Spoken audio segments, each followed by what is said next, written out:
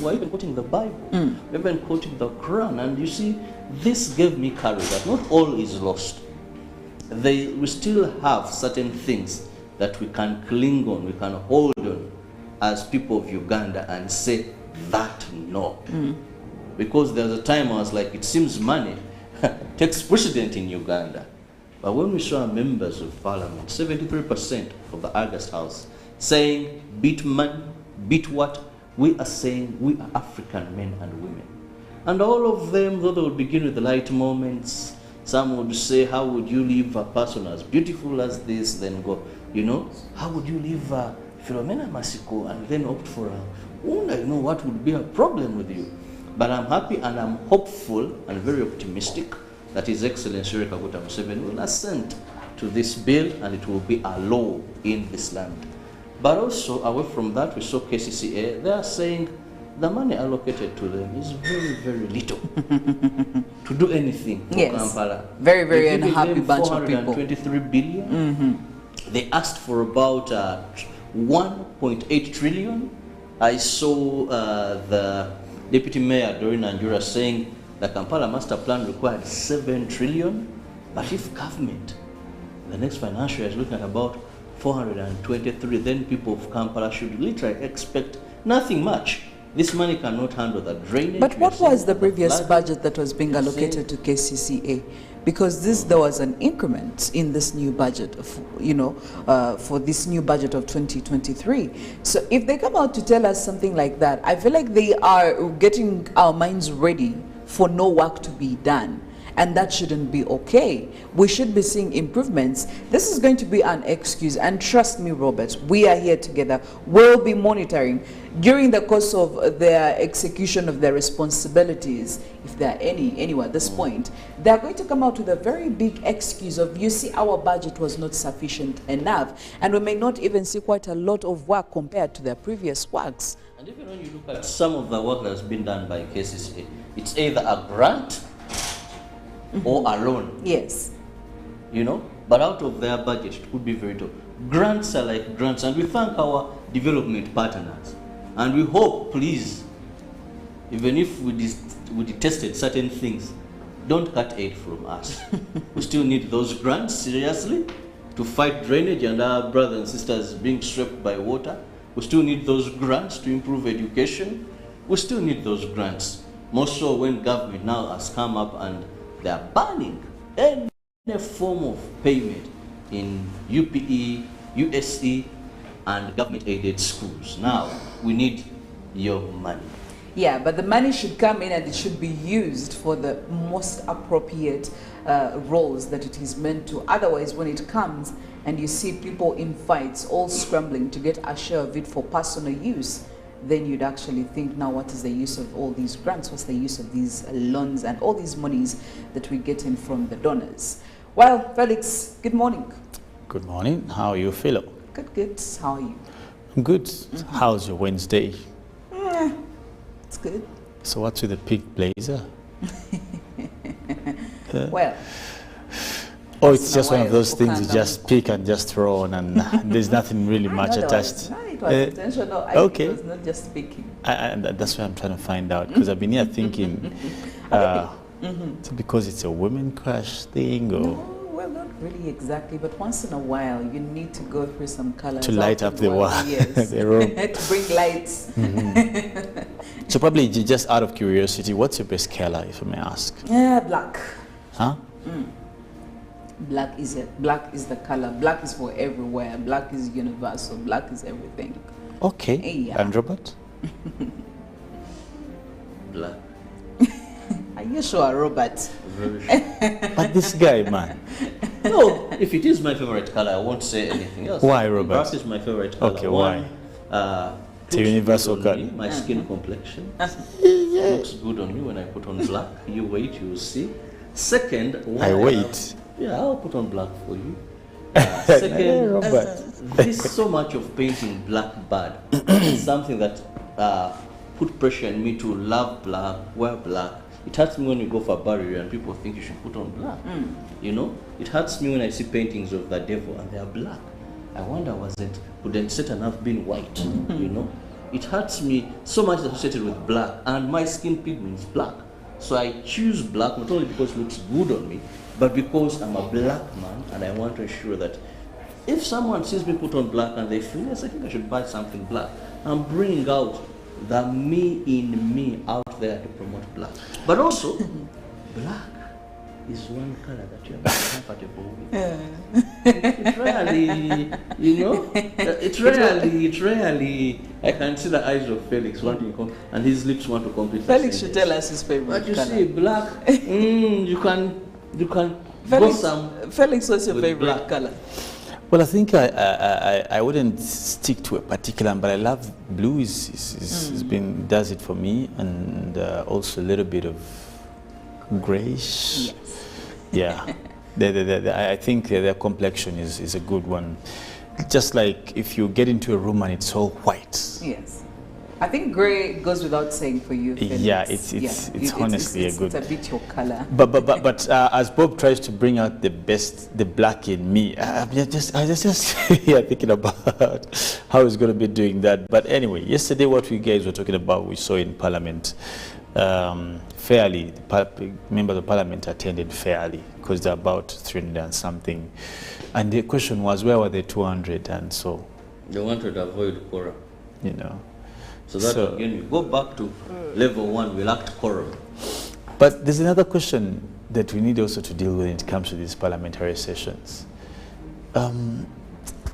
Like who evaluates performance? Is there a way of evaluating performance of members of parliament? For the specific Some individuals? NGO headed by, I think it was David Procol, that would come up with a score sheet and did some evaluation. But the last I had... Talk about Procol. Where is Procol? I've not seen the guy. The fact that we're using past tense. No, that report would put members on parliament on pressure. And isn't that where we want Yes, them? and the guy was very accurate, and it was very clear. You couldn't fight it. He would even notice every day in a year that you never attended. Yes. He would show, he would look at the answered, but the rankings would affect members of parliament. When it would come out, then in their constituency, for you spoke nothing, for you did nothing. I think somehow, somewhere, they bypassed it. Well, it's hilarious how we don't have any form of evaluation members of parliament. And isn't it strange with the kind of amount we spend on that house? Like we can't evaluate it. Yes. Like there's no way of us knowing whether it performed, it didn't perform, who did what, who didn't do what. Like the first question and the biggest challenge is that because we don't set targets for them, that's the biggest mystery. How do you have KPIs? No, yeah, they must have. No, they must have because they should have KPIs. Parliamentarians you should must have KPIs. because Or how maybe they do we have and know, don't that they're actually performing? Yes. Yet probably they are not, because these are government employees. But also the most complicated thing also here is these electorate are very funny. That the core functions of a member of parliament, as stated in the law, the law states it very clear, but these voters, you find that some members of parliament have opted for what is not their mandate, and that has kept them in parliament. Well, those that take over their mandate may fail. I'll give you an example. I know members of parliament who have carpenters in their constituency. That when anybody dies in that constituency, they contribute a casket, not a coffin. Yeah. I know members of parliament who have bars, these funny, not even bars, but those drinking places. That at least every month there's a jerry can or something to be given to communities. I know those that use radio, all the media, to abuse on everything, and their electorate will keep them in parliament there. Then I know those that are very good at debating, analyzing issues, and the electorate are saying Tenachi at call a day. So, I mean, if you were to have a specific standard, unfortunately, the members of parliament will be very, very active in doing what they're supposed to do. The electorate may not understand them. I know those that pay school fees, some have water tanks, so it is I think there must be enough civic education first and foremost, so that the voters can know and appreciate. You'll find a person, but you can't defeat that person in their constituency. They'll tell you, for us, he has worked for us. He has worked. Then there's that poor member of parliament who will be there, don't miss, because the levels of absenteeism are very high. That's true. But an MP will tell you, I'd rather be out of parliament and in the people but you see, buying booze, doing but there this. needs to be accountability for why you are outside. Anyway, before we get into our local and international stories, it reminds me, there were some local media houses here that would do some sort of check, especially when it comes to the performance of parliamentarians. It wouldn't really go so far, but they would give you the basics. Who said what during the course of the year? I think you remember that. And the parliamentarians felt like this was pushing them out of their comfort zone, and they were complaining about this. And in fact, the same media house did stop making all these. And also that's not it's really terrible. terrible. Sometimes I feel for them. That house, you're about 529. Getting attention of the speaker is not easy. But you can. That's why sometimes people like Honorable Semuju, I don't understand how they do it. No, but you see, Because Robert, you can't be every time. that is supposed to be your getting role. the That's your attention of the primary speaker. role. That's your primary role as a parliamentarian. You have to make your presence My MP, known. where I come from, has never said a word. I mean, doesn't the speaker see? One day I'll dedicate one Good Morning Uganda show for us to talk about all these parliamentarians individually and what they have done, what they have said. Probably at the end of the year. That's a plan. The producer should actually put that down.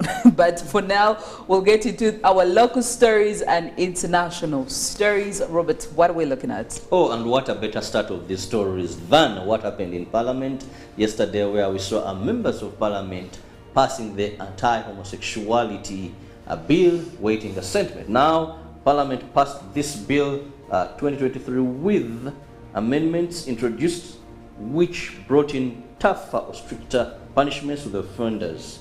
The marathon debate, chaired by the Speaker of Parliament, Annetta Amongi, hit hard on Western culture, legalizing homosexuality on the Pearl of Africa. West Budama North MP Fox Odoi sacrificed his spirit to support homosexuality, but in vain. Our reporters said that the West Budama MP Fox Odoi minority report was also helpless. The Parliamentary Committee on Statutory Authorities and State Enterprises has summoned the Minister of Presidency, Midi Babalanda, to appear and answer queries in the Auditor General's report as of 30th June 2022 relating to the financial statement of Uganda Printing and Publishing Corporation, which she signed as the Chairman Board of Directors, yet she interdicted the board in 2021. Now, the committee chased the team of the top management of the UPPC that appeared before it, headed by the acting managing director, Kenneth Olumu, and ordered him to return with the minister who appointed him in this position.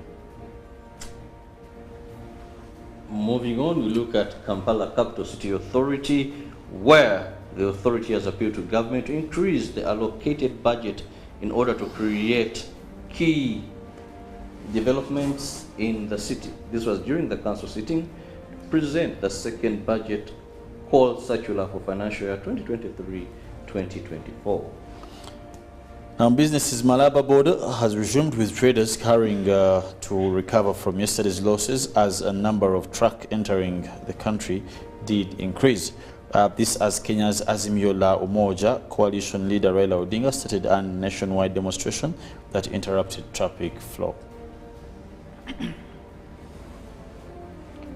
Well, looking at the international stories, Russian President Vladimir Putin has warned that Moscow would be forced to react if the United Kingdom provides Ukraine with armor-piercing tank ammunition that contains depleted uranium. Putin was reacting on Tuesday to news the UK's Minister of State for Defense, Annabel Goldie, had confirmed that ammunition containing depleted uranium was part of a military aid package being sent to Ukraine, along with Challenger 2 battle tanks. The United Kingdom announced not only the supply of tanks to Ukraine, but also shells with depleted uranium. If this happens, Russia will be forced to react, Putin told reporters after talks with China's leader Xi Jinping at the Kremlin. Now, if all this happens, Russia will have to respond accordingly, given that the West collectively is already beginning to use weapons with a nuclear component, Putin said without elaborating. At least 2 people have been killed and hundreds injured in northern Pakistan after a magnitude 6.5 earthquake hit areas across Afghanistan and Pakistan, with tremors felt as far as the Indian capital, New Delhi. The earthquake's epicenter was 40 kilometers southeast of the Afghan town of Jurm, near the borders with Pakistan and Tajikistan, the United States Geological Survey said on Tuesday. Separately, Pakistan's Meteorological Department put the magnitude slightly higher at 6.8 and later reported a 3.7 aftershock in the Hindu Kush region along the country's border with Afghanistan. At least 2 people, including a child, were killed in Pakistan's Khyber Pakhtunkhwa province as a result of the earthquake, rescue officials said to media. Back in Kenya, a university student in the country was killed and more than 200 people arrested in nationwide protests against President William Ruto's government over high living costs on Monday, according to police. Protesters took to the streets of the capital, Nairobi, and several other cities in response to a call for demonstrations by opposition leader Raila Odinga. Some lit fires in the streets and threw rocks at police. Police fired tear gas and water cannon, including at Odinga's convoy as he addressed supporters from the sunroof of his car. Police said 24 officers were injured in the clashes. They gave no figure for injuries among the protesters. The person killed, a student at Maseno University in Western Kenya, was shot in the neck by the police when officers fired live rounds after running out of tear gas canisters and blank rounds, according to a police report seen by several media houses on Tuesday. Well, urgent actions are needed to counter human-caused climate change, says a report released Monday by the United Nations Intergovernmental Panel on Climate Change. Without urgent, effective and equitable mitigation and adaptation actions, climate change increasingly threatens ecosystems, biodiversity, and the livelihoods, health and well-being of current and future generations, according to the report released Monday in Interlaken, Switzerland. Reports by the IPCC are considered the planet's most authoritative assessment of the state of global warming, its consequences, and the measures being taken to tackle it. The report isn't all doom and gloom. It also says there are many feasible and effective options to reduce greenhouse gas emissions and adapt to human-caused climate change, and they are available now. Well, more stories coming in from the dailies. The New Vision 20-year jail term for homosexuals. Anti-gay bill passed. MPs of Foxodoy and Paul Kwizera dissent. And also looking at education ministry to transfer teachers, and Makerere halls of residence crumbling, and also senior 2 English, senior 3 biology, entertainment in there. And when it comes to skull theft, over 1,000 NRA war fighters remains stolen.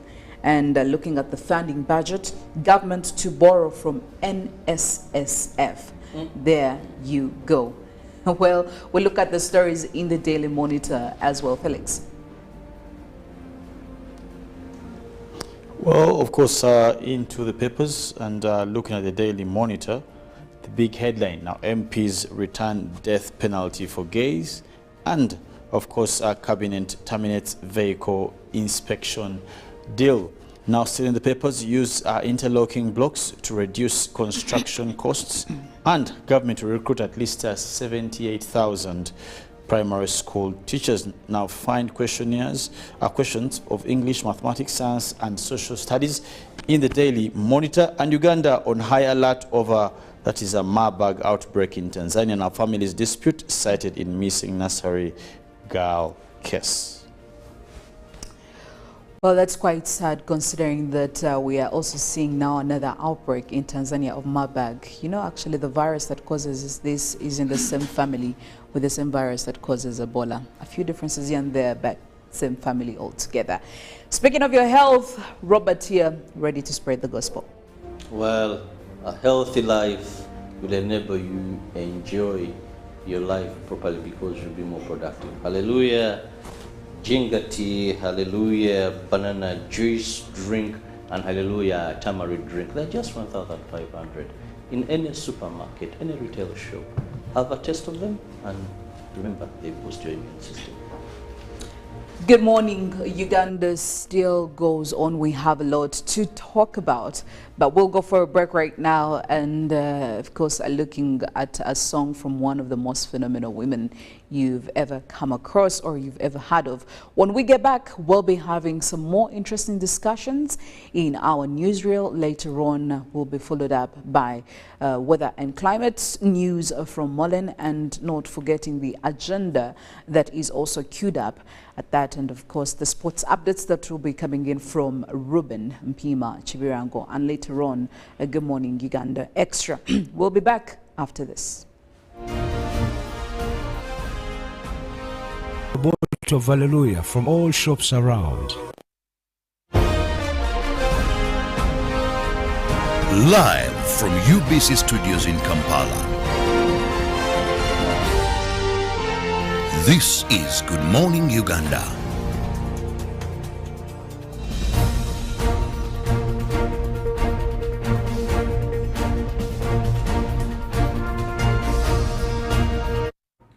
Good morning, Uganda. Well, it is officially in. The Parliament of Uganda officially passed the Anti-Homosexuality Bill 2023. And of course, now it is waiting for the final stages. Will it be assented to by the president? Well, that is bound to happen, or we are yet to see how it's going to go down.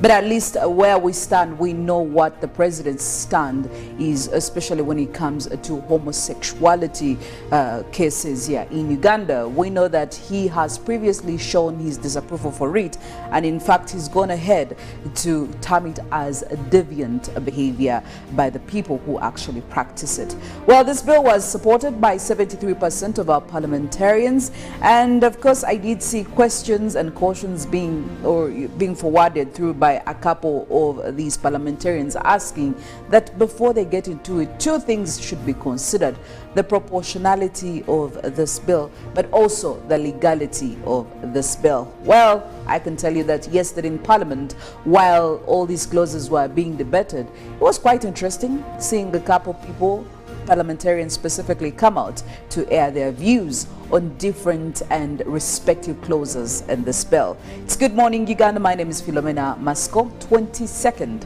of March, Wednesday at that. The year is 2023, with a gentleman here, Robert Chirabo Nyanyitono and Felix Nkunda. Robert, good morning. Happy Wednesday. Good morning to you. It is a Women Crush Wednesday. Well, but I'm very happy today. Yesterday, our parliamentarians did us proud when they agreed to pass this bill. It was very interesting watching proceedings of Parliament when I saw West of MP Fox Odoi stand up, but in vain. Even the minority report did not yield anything to defend the undefendable. So I'm very happy. There was some bit of fears here and there that this time our legislators may not do us good.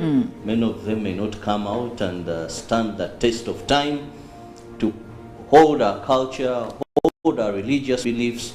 But I was happy when many of them away from culture were even quoting the Bible, even quoting the Quran. And you see, A bottle of hallelujah from all shops around. Live from UBC Studios in Kampala. This is Good Morning Uganda.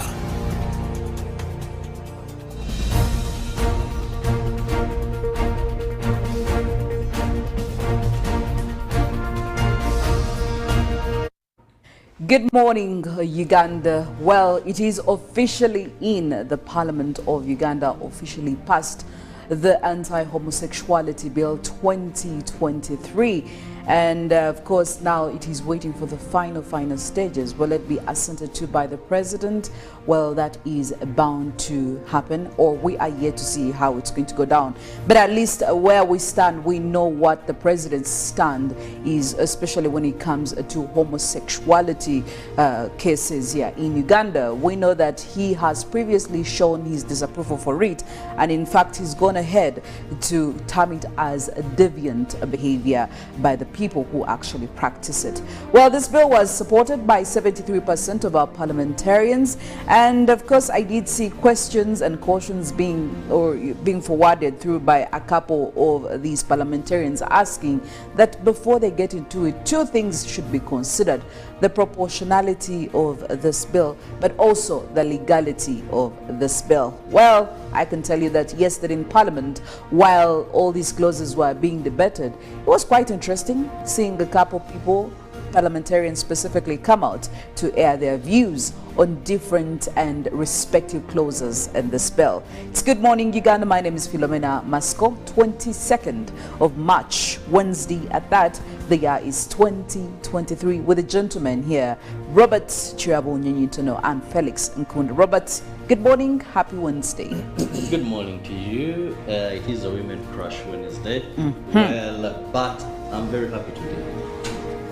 Yesterday, our parliamentarians did us proud when they agreed to pass this bill. It was very interesting watching proceedings of Parliament when I saw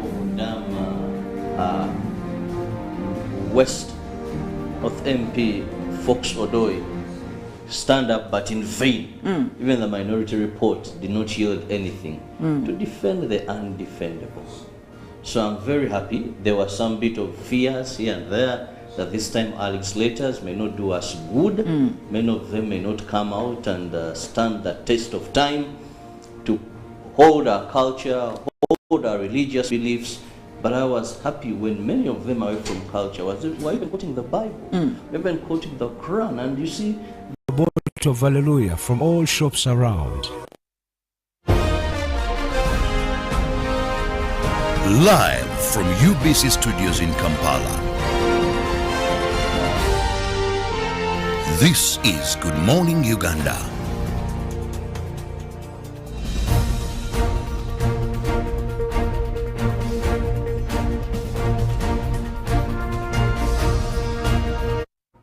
Good morning, Uganda. Well, it is officially in. The Parliament of Uganda officially passed the Anti-Homosexuality Bill 2023. And of course, now it is waiting for the final stages. Will it be assented to by the president? Well, that is bound to happen, or we are yet to see how it's going to go down.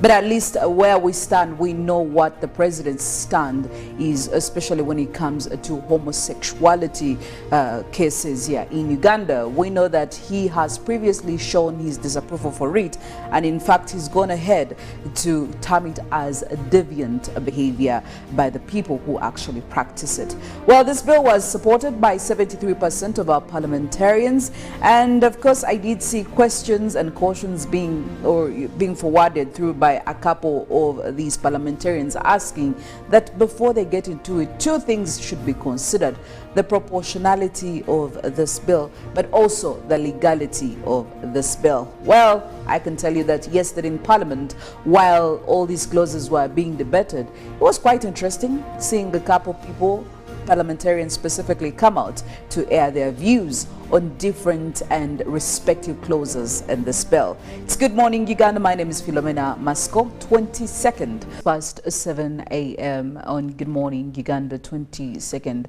of March, Wednesday, 2023. My name is Philomena Masco with Felix Nkunda. Welcome to the newsreel this morning. Be part of our conversation. Twitter, hashtag UBCJMU, WhatsApp number 0709602592. This morning's a discussion looking at the passing of the anti-homosexuality bill that was passed by Parliament yesterday.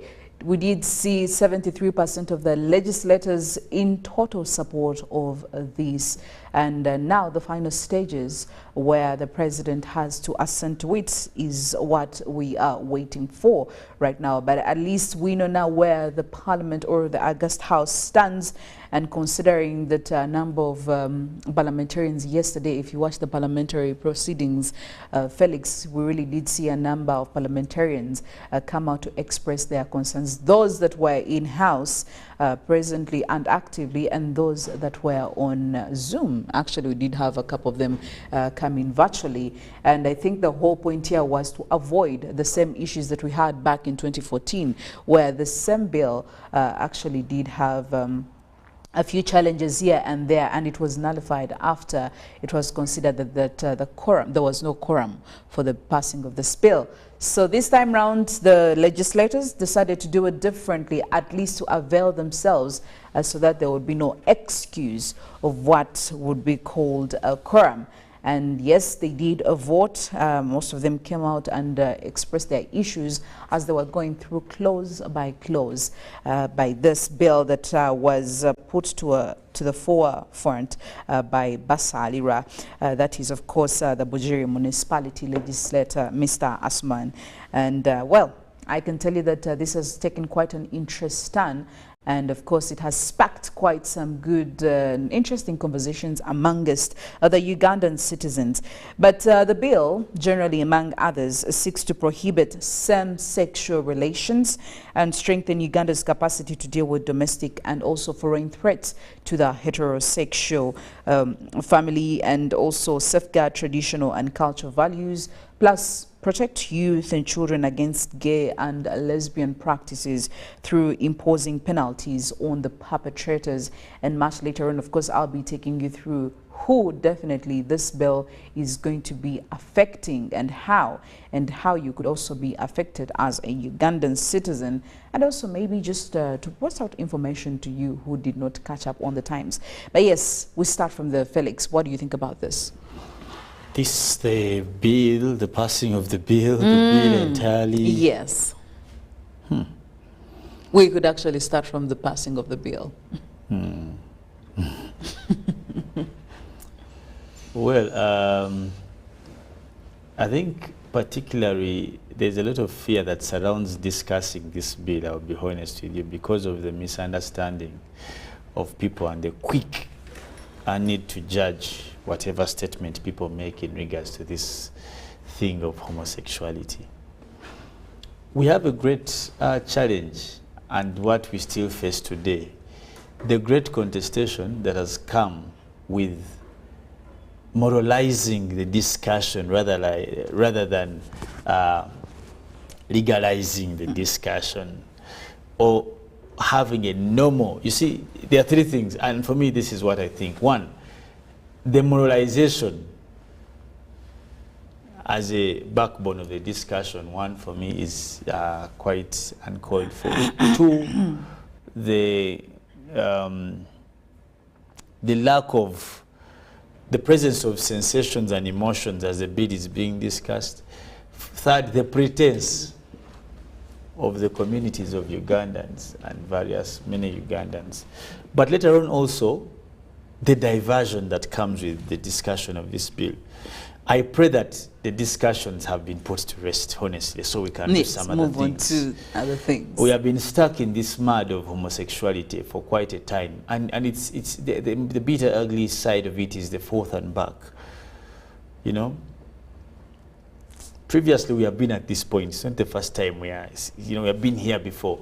But the big question is, what have we picked from the same place we've been before? The bill does bring out a couple of points that are quite valid. However, henceforth, you would want to understand, isn't this bill very much moralized than legalized? If you read directly into the bill, don't you find a great friction between the morality that brings on its face in this law vis-a-vis the legalese? When you try to ascertain and find sense in all this that has been said, the content, you realize that you're going to get back at that point to draw a great distinction between law and morality. Truth of the matter is that this is a bad vice, and we can all agree as a starting point for us to discuss this. But how better do you choose to handle this? Emotionally? Yes. You know? Morally or legally? Because if you don't deal with it legally, you stand a challenge to later on to come back to the same point like we did. Why is it very important for us to have this discussion, yet also not very important? Yes. One,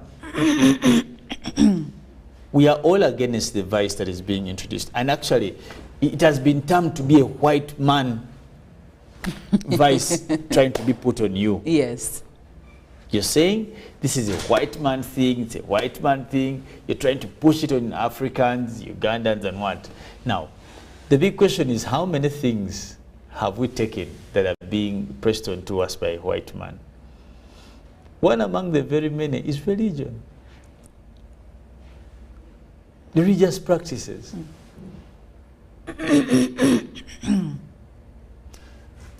There are things that we truly don't believe in as a society, which we may not ever want to lose. And that's our morals. That's the truth of the matter. But we need to be real to the things we decide to do. This bill seeks to criminalize particular acts and engagements in terms of sexuality with same-sex. Yes. But you'll also want to know, is it preventive? Do we put in place some preventive measures? Before we actually get to the point of having making the law, yes. and how? Because the law seeks to criminalize yes. an act that has happened already. Does it have a bit of a preventive? I mean, couldn't you say that the law is also a bit preventative? How? I mean, if you know, if you're somebody who is planning to engage in any homosexuality activities, depending on what category you belong to, and this is also according to the categories of people that the law talks, or rather this bill talks about, don't you think the moment you think about the repercussions that have been scripted in this bill, wouldn't it deter you a bit from actually engaging? Wouldn't that be quite a preventative form? Do you know why in law, let's say in criminal law, now that this falls under that, there's something called the menswear and the actors' wear. Like there's need for us to understand that there was malice aforethought. You understand? Now, no, I don't understand. In as much as in the Penal Code Act, they talk about theft, have we ever done away with people stealing? It's still there will always be thieves, yes. And that's why for us to prove a particular offense in the law, you want to understand that something called the menswear. Like, there was a guilt intention.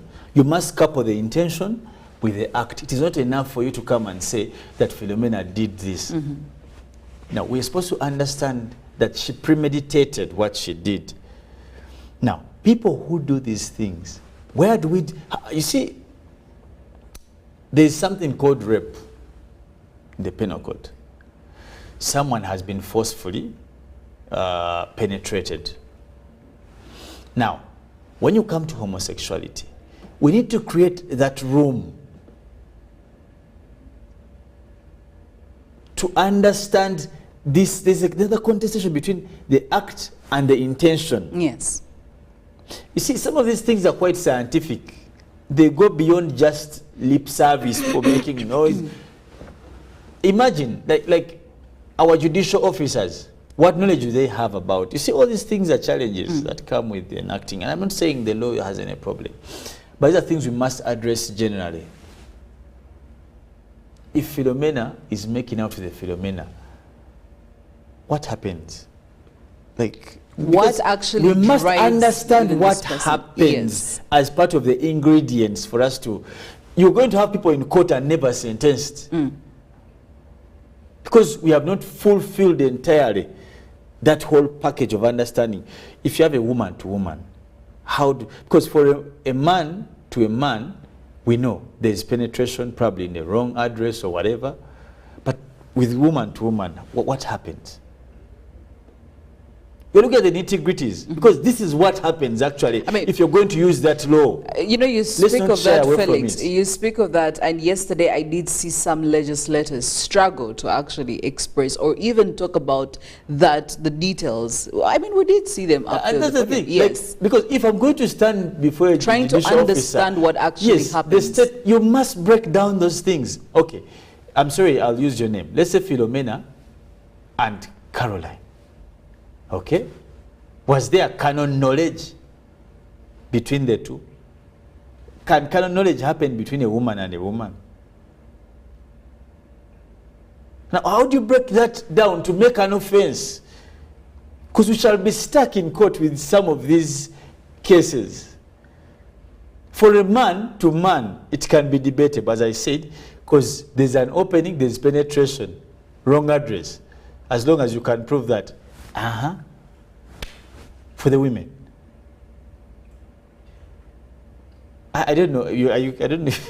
No, I understand it. For the cases of rape, we have a challenge. Yes, we have a big challenge with it, and that's why I said the law has been moralized than legalized. We have appreciated a big debate about morality than legalism, and yet the legalists should take the center place in discussing this law, because we need to have lots of, okay, the malice aforethought. However, some matters are what we call, you don't have to prove any of that. You just have to prove that that act happened, yes, which is fine. But it's called LGBTQ.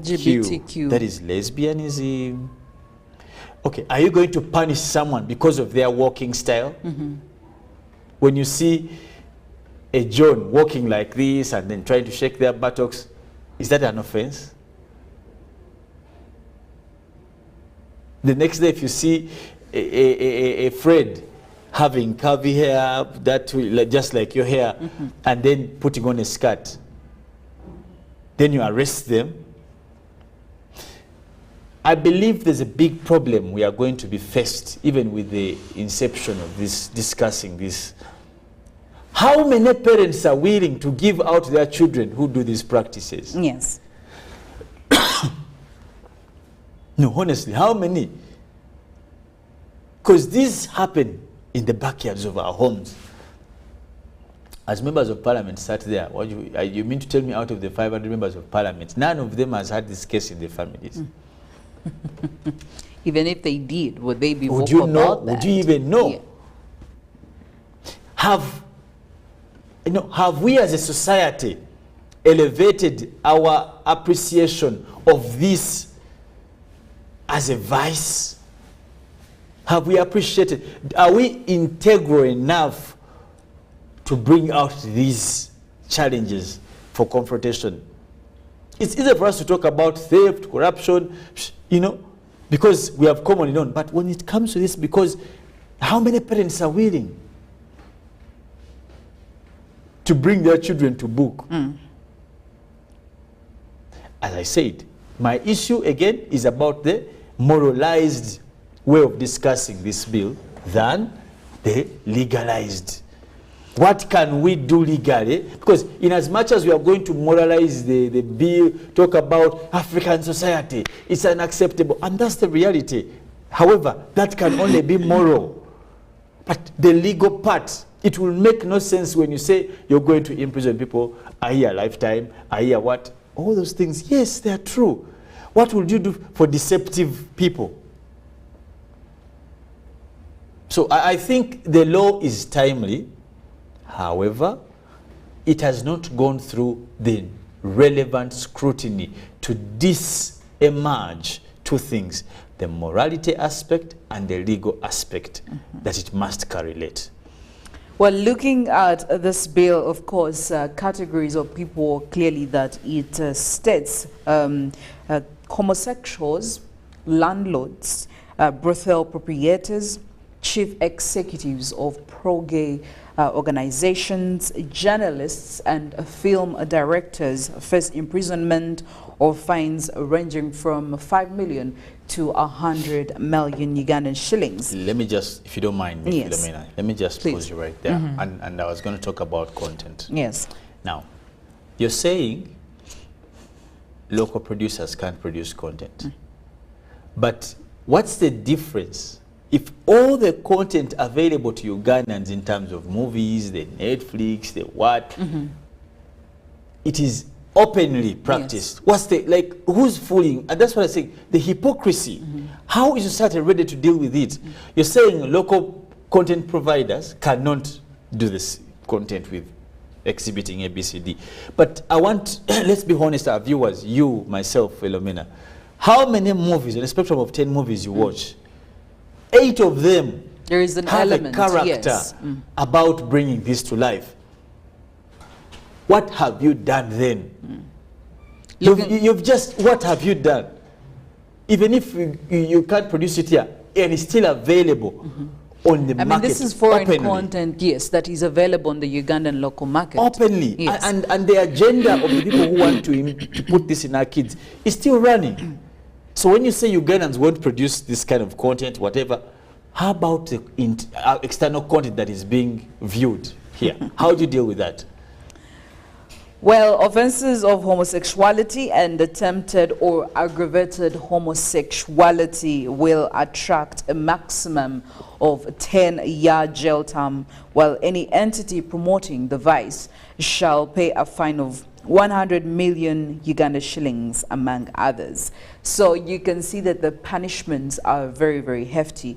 But I have one concern here, and I'm sure I share the same concern with quite a number of Ugandans. When I did say this sparked quite a very interesting path of conversation on social media, even amongst the Ugandan citizens. Homosexuality already, yes, it is a big problem, and we all agree when it comes, to our morality standards as a country and our beliefs, to mention but a few.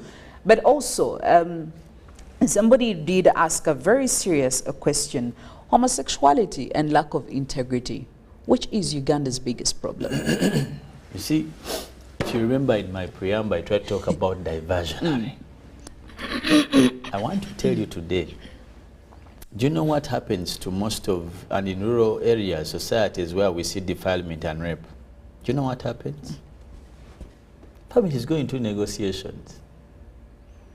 When a girl of about 9 years, 10 years is defiled and probably even impregnated with by an old some village hero, lousy man.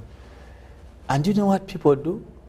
Leaders in those communities advise them to go for marriage. To marry these that's girls one of the off. options. Yes. The other option would be, no, but where you send. Let me tell you, and when we speak it like this, people want to, and that's the hypocrisy that comes with our Ugandans, let me even be part, not say Africans, Ugandans. When you say such a thing, they'll jump onto the fact, oh yeah, wagire ebisiyaga. Now, people have obstructed their right to reason. And that's why I said, the discussion, once you make a discussion emotional, moralize the discussion, you lose the point. It clouds your judgment. Your judgment is already marred by the morality. Like you want to be a morality king. How one let's be reasonable. What the rate of danger? You've talked about impunity. And that's why some leaders are coming out to say, this nonsense is diversionary.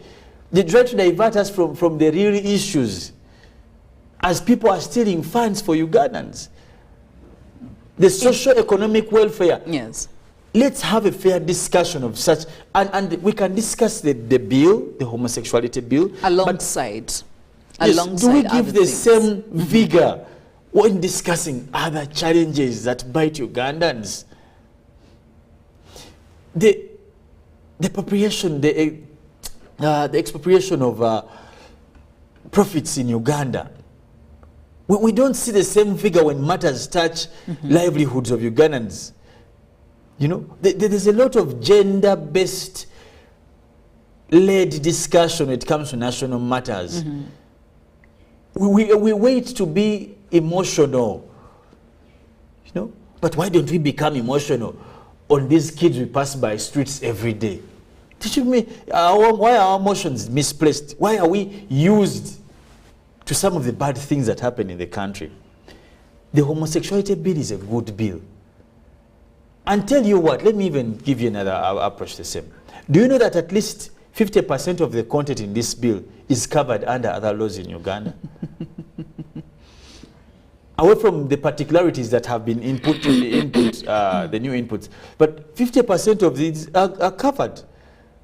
Unnatural offenses, how you deal with them, their jail term, all these ones are covered. 50%. The Penal Code covers a couple of them and many other laws in the country. But why?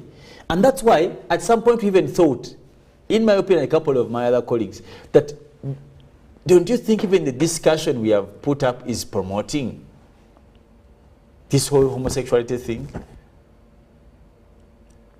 I think we need to revise and make our discussions more intentional when it comes to matters of national importance.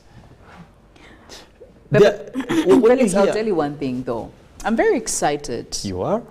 You know why? That we have been conclusive about this. It's done and dusted. It's done and dusted. In fact, when it comes, I mean, we've been talking about the issue of this discussion, especially in Parliament and everywhere else being diversionary. But we've given it the time that it has sold for.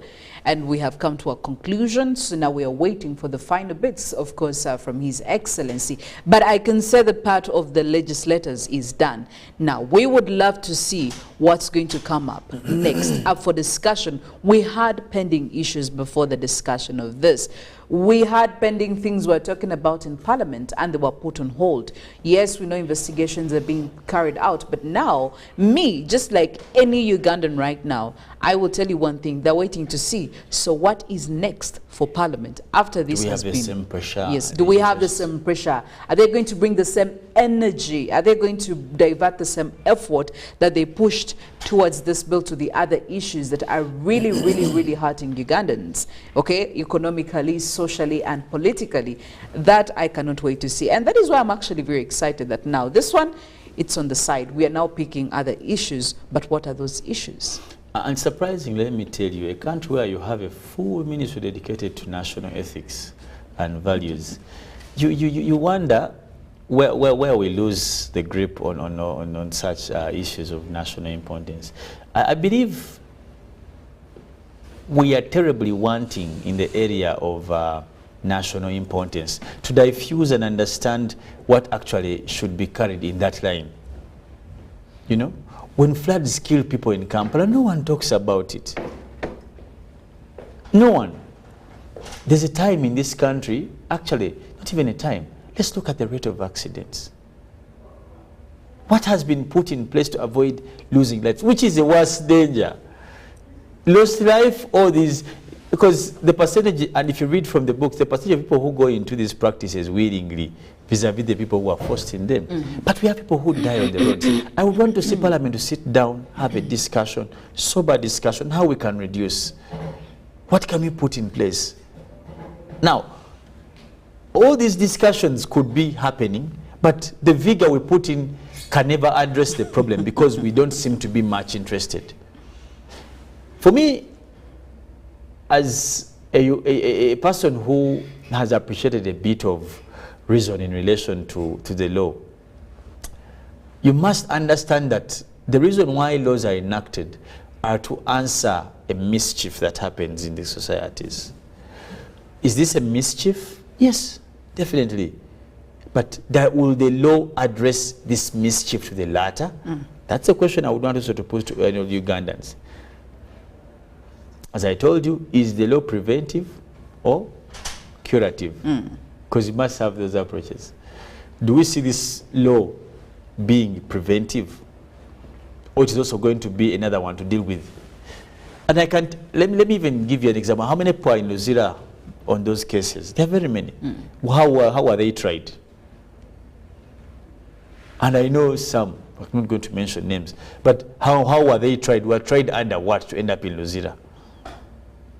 There's one person who was a close member of some football club I knew. There are a couple of, about 4 people I know in Kampala. How were they tried?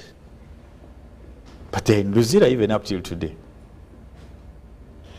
So I think for us it's important to, sometimes we would want to say we redirect the August House. Sometimes it's off the road. You know, we need to redirect. I find it sometimes wanting, I'll be honest, Philomena. Sometimes it's wanting, and majorly when it comes to such moments. But even though that's said, the law's enforcement must be backed up by will and knowledge. What does the law talk about sensitization? What do people actually know And about this? Yes. Actually, if you talk to a basic Ugandan, a very ordinary Ugandan, they will tell you men sleeping with men, women sleeping with women, and that's just about it. That is how But far as me, I've asked they you, can how really does a go. woman sleep with a woman? Yes. And that's the same question a judge will ask you, to ask you, what happened? What shows that you are Because actually... the ingredient is canon knowledge. Did it happen? I don't know, I really need someone to explain, like, how does a woman sleep with a woman? Holding them, sleeping on them, besides them, on them, in them, like, there's a lot of... And those are things that they seem to be laughable today, but those are the snags you're going to hit in such laws. As I've told you, when you see a man plaiting hair, should we start with the men who have plaited hair or men who have pierced their ears? If you find someone putting on lip, like, it's a bit tricky. Do we look at someone's walking style when they try to do this? Like, it's going to be challenging to enforce this law, I can be honest, away from those straight up cases you've talked about that you can prove this one, sodomize this. Actually, to the latter, people will tell you this is a law against men and men. And that's also a discussion to question. So, once you see a Philomena with another Philomena, you can't know. But when you see a Felix and another Felix, maybe you can start thinking and say, but really. So there are some dark areas in the law that I think if we choose to take on the law, we shall polish along the way. But the bigger problem is not the absence of the law, is the willingness of Ugandans to understand that this is a problem. Have they understood that this is a problem? That's a question too. Do we have the right information out there? Secondly, let me tell you this, Philomena. Yes. It is Ugandan TVs and radio stations. This content is all over. Okay? The movies, me, I've told you, out of 10 movies you watch, apart from some of us who love action movies, where we just watch kicking each other, bullets from the start to the end. Yes. But people who watch these adventures, mania, romantic series, out of 10 movies, 9 movies or 8 have these characters. And they are very much available on all TVs, even some TVs, national TVs, radios. Well, there is a comment here coming in from J. Kuloba. It says, Felix, a good law has morality as a backbone. In courts of law, you hold the Bible, Quran, and swear to speak, but only the truth. So evil is evil. Homosexuality is evil. Left and right, you cannot defend it unless you are sympathetic with it. What do you have to say about that? Well, morality is not religion. It has nothing to do with the Bible and the Quran. Yes. Religion is religion, morality is morality. What you mean to say traditionalists are not moral? Like they don't have They don't morals. have morals, they break them. What she's saying is very true. I don't know he or I she. think it's a he. Oh, I don't want to make a mistake. Sorry about that. But whatever they are saying is very true. Behind a good law, there must be some moral fabric. That's a matter of fact. Yes. Because that's what reflects what society is. That's the truth of the matter. But again, what should take I love the fact that he's saying behind. Yes. Okay? But in this case, as I've told you, the contestation is between moralizing than legalizing the discussion. Because we will be stuck, and I don't say this in a bad spirit, we will be stuck with a law that is not implementable because it is very much a morality approach than the legal approach. Because when you go to law, there's what we call procedures. Even if you want to tender in evidence, it will clash with the procedure, legal procedures. Yes. I've seen this happen. I mean, is there a meeting point of a law and morals? Yes, yes, there must be. Do they agree with each other at one point? Yeah. Many to clash with each other at another. Many of the laws, and majorly for criminal laws, many of the laws came out of moralities, like don't kill, murder.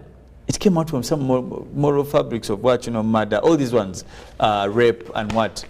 All of them have a backbone on from morality. But again, moralizing the discussion than legalizing it is a threat.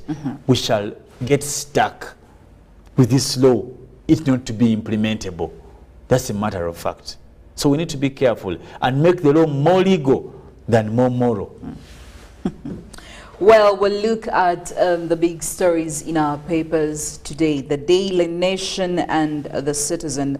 Raila steps up onslaught against Ruto, and President's allies ask authorities to arrest Odinga.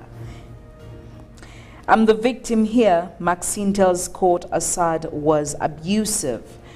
Counties that are loved by teachers. Also giving you a list there. Nairobi, Mombasa and Kajiado are some of the most preferred counties by teachers seeking transfers. But also counties pending bills rise to 158 billion Kenyan shillings. And looking at the budget, Ruto, Gachagua, Mudavadi get 802 million Kenyan shillings for cars.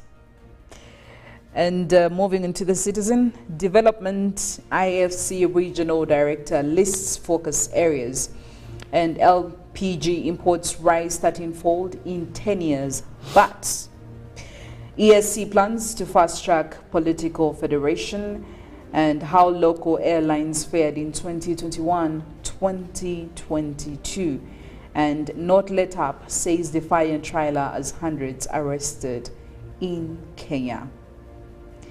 Grab yourself the Daily Nation, Daily Monitor, the Citizen and the New Vision to catch up on all these stories looking at the East African region in general.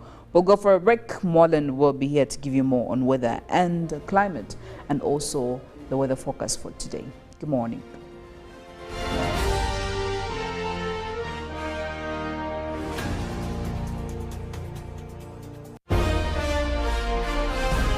Live from UBC Studios in Kampala.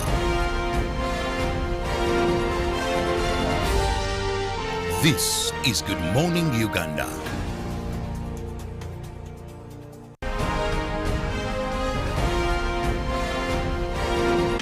The Chilux bundles from Airtel have been upgraded. Introducing Voice Chilux bundles. No validity, no expiry, no worries. Dial *100*1#, select voice bundles and choose your preferred Voice Chilux bundle today. Talk longer with loved ones across Uganda with Voice Chilux bundles that don't expire. Airtel, the smartphone network. When you talk about our motherland Uganda, the pearl of Africa, you cannot fail to smile because of the smile that fills the faces of the citizens. Our nice good weather and nature that sustains us all, that enables us all to continue each in their own way, because we are all different, even according to each individual's work.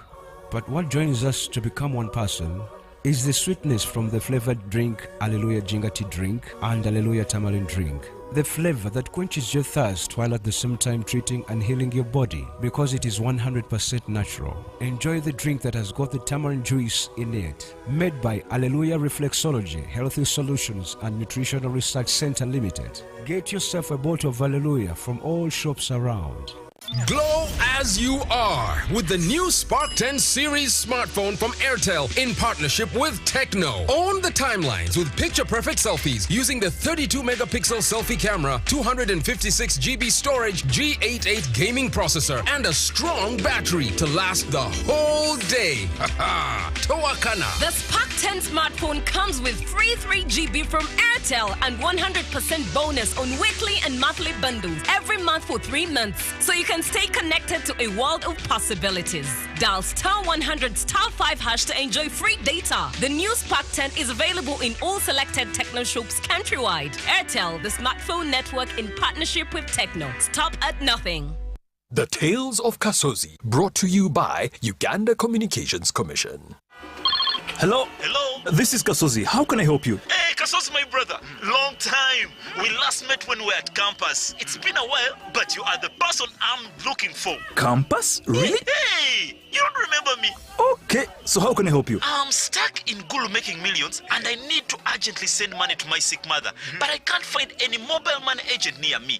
I've sent the money to your phone, as you can see the message. It might take a few minutes to come through, but I urgently need you to send the money to my mother. Let me send you her number, and you send it to her chap. My friend, I'm afraid your mom is going to die. What? Because I don't know you, I never went to campus, and I'm also in Gulu. So can we meet at CPS, we talk about it? Stay tuned for what Kasozi does next. Tofera. Refrain from unnecessary engagement with strangers over the phone. This message is powered by the Uganda Communications Commission.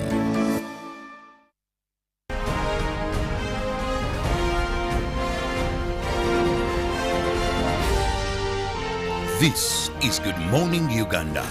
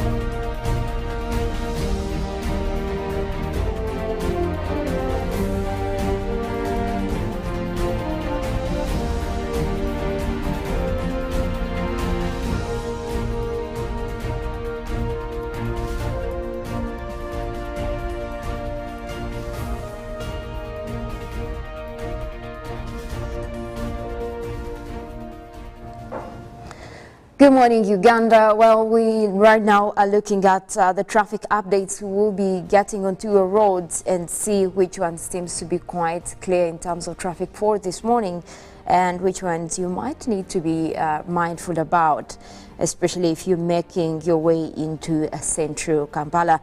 Now we're looking at mostly areas of Namuwongo. If you're coming in from Chibuli, that area heading into town, some of the roads around there, we're looking at quite clear traffic coming in from Namuwongo Road. That is if you're joining through 7th Street as well, you do have clear traffic right there.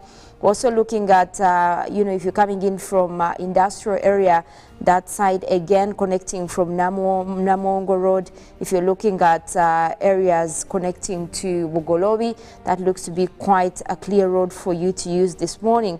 We also have a few traffic build-ups, that is along Kampala-Jinja Highway. If you're joining in from Nakawa as well, you might need to be mindful of that. On the other hand, Wampeo Avenue seems to be quite clear for this morning, indicated by the green lines, so that is quite okay for you to use this morning. We're looking at also intense traffic building up, that is for areas if you're using Access Road as well as Mukwano Road, that looks to be quite intense in terms of traffic, indicated by the red lines right there, and could actually take you a few minutes to join into Kampala-Jinja Highway.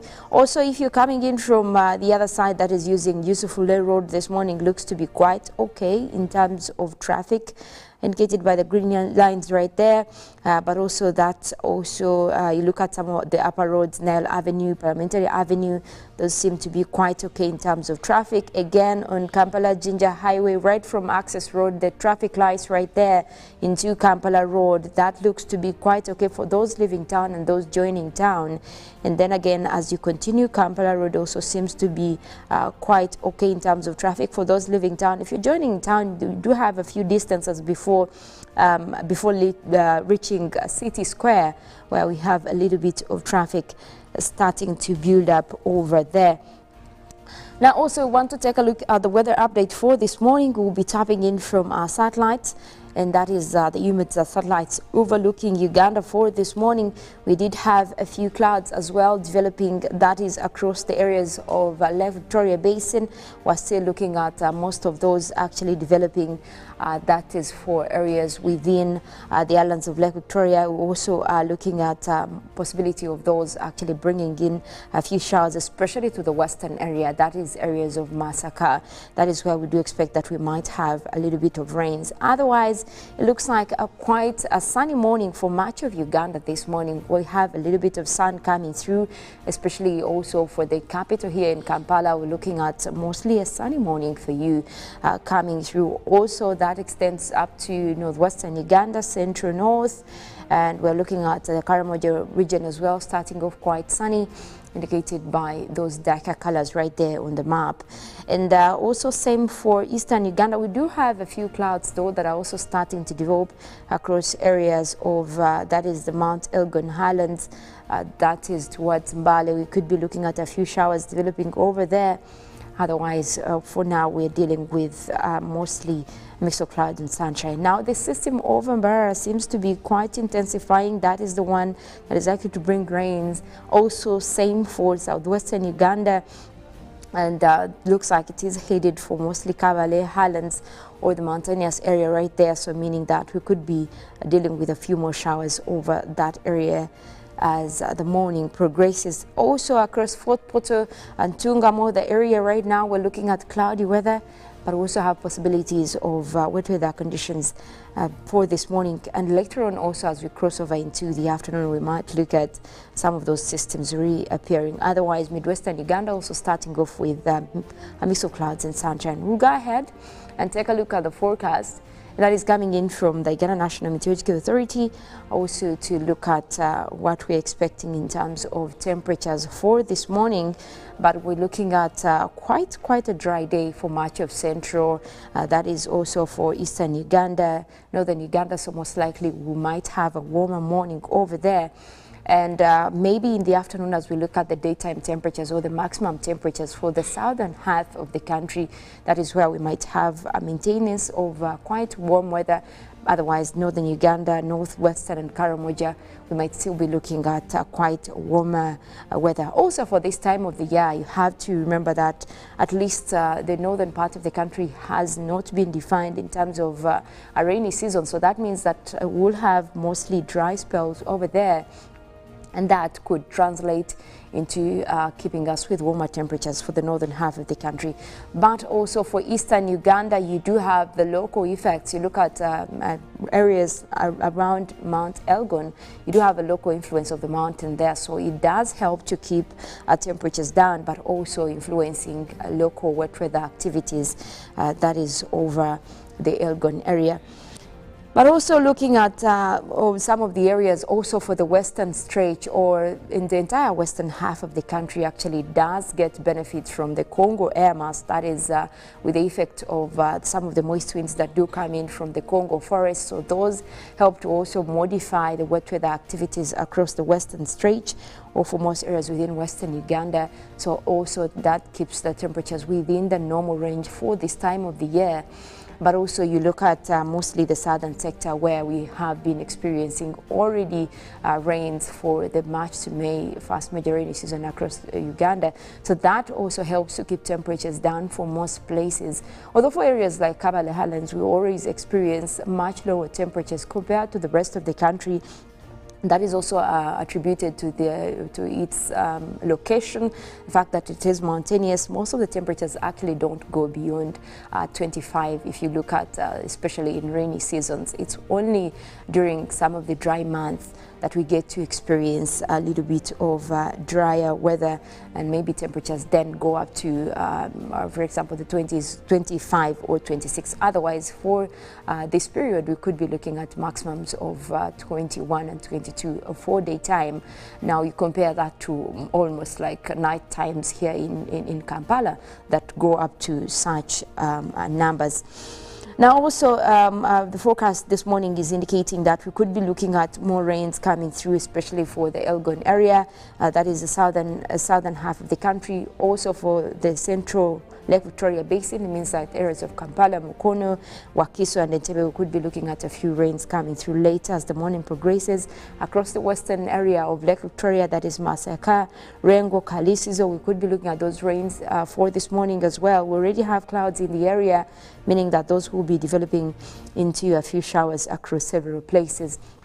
Also for southwestern Uganda, we are already seeing a few clouds developing for Mbarara, rains already coming through, so that system is likely to continue and even later on into the afternoon.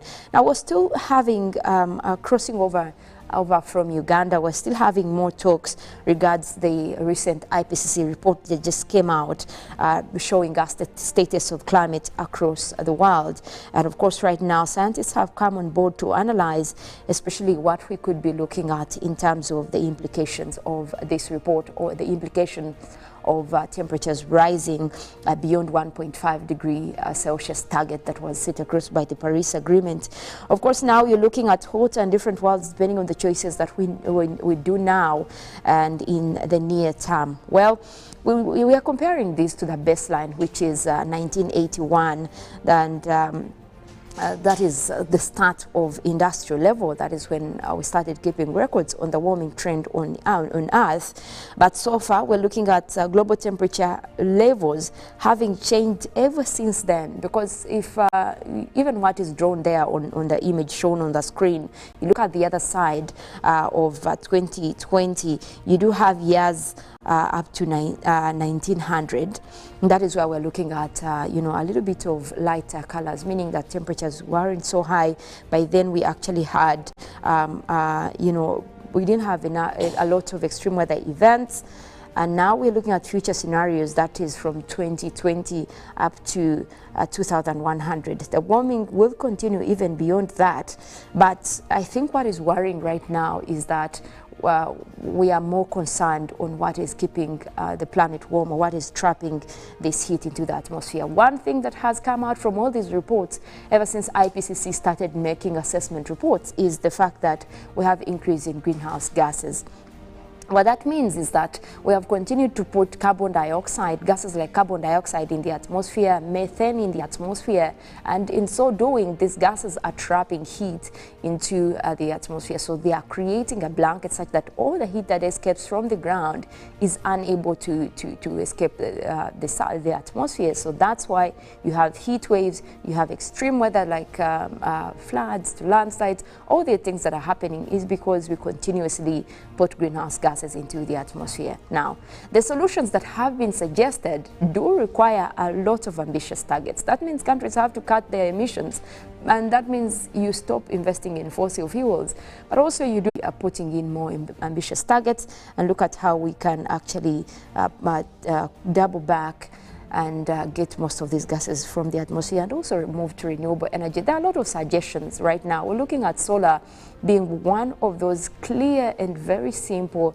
options, but a few countries are also taking that into consideration. We do hope that this year, as leaders are meeting in COP28, that will be in Middle East, to discuss the way forward, they're able to actually put more and more targets aboard to make sure that we get out of this. Well, that does it for our weather updates for this morning. After this, we'll be looking at Good Morning Uganda agenda, and then later we'll be taking you into sports, and after which we'll be taking you into Good Morning Uganda Extra. My name is Molly Kanyana. I want to wish you a wonderful morning.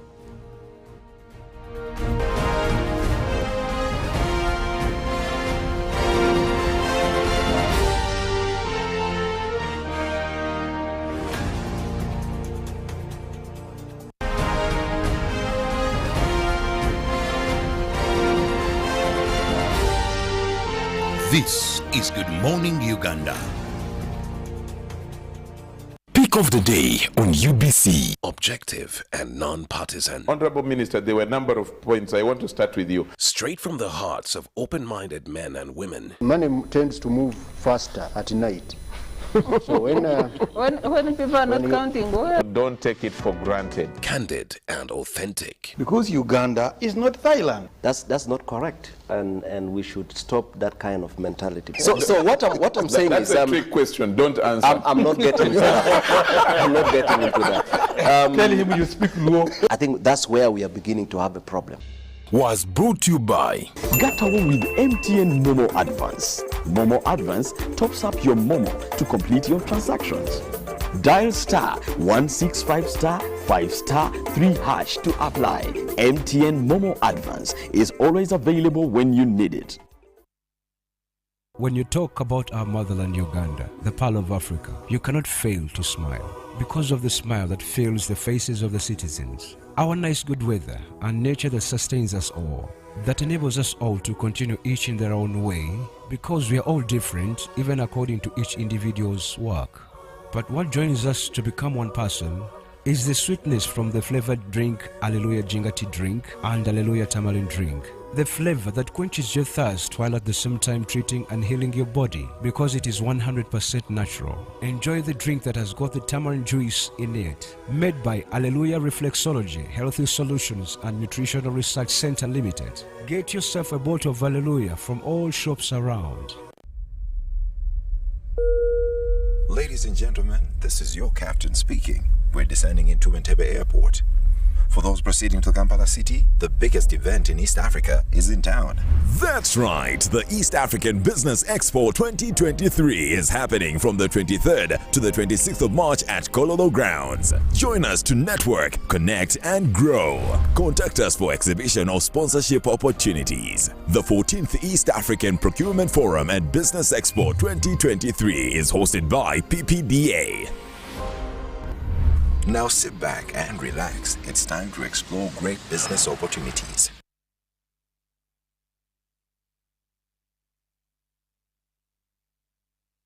Jerry Con! Jerry Con! Hey, Master Blaster! Touch him, man! Bang Jerry Con with muscle! Those ones who say go for you only. Mundava! First school fees I teach you. But never come up with the muscari. Because of the cover that is very far. Is you serious? It's serious you. What? Yeah? You step it on it. Add kilometers to your legs. And you get your sugar. We buy meat from Umaru. And Umaru refuse to give you enough meat. Mama! Show him that they don't joke with you. Umaru, Jerry car. Okukakaluka n'okulungi kwetaagako omuntu akuyambako n'olwekyo tujja kukuteerawo embeera esaanidde osobole okukola ekisinga awamu teri kitulema.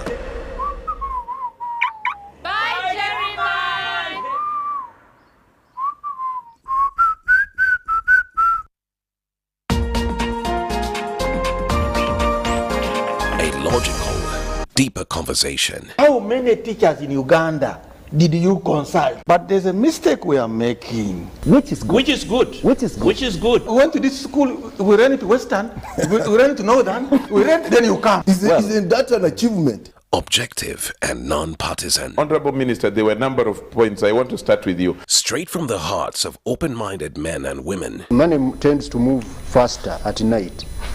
So when people are not counting, Don't take it for granted. Candid and authentic. Because Uganda is not Thailand. That's not correct, and we should stop that kind of mentality. So what I'm saying That's is a trick question. Don't answer. I'm not getting into that. I'm not getting into that.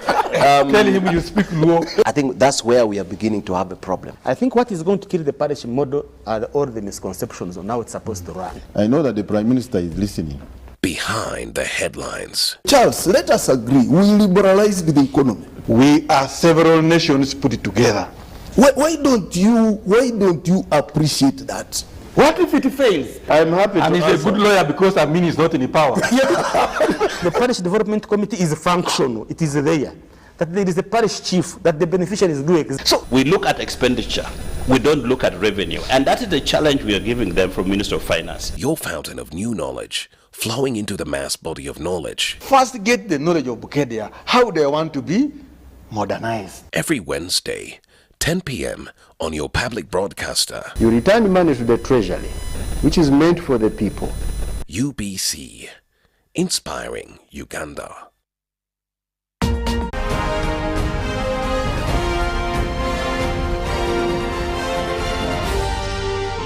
This is Good Morning Uganda.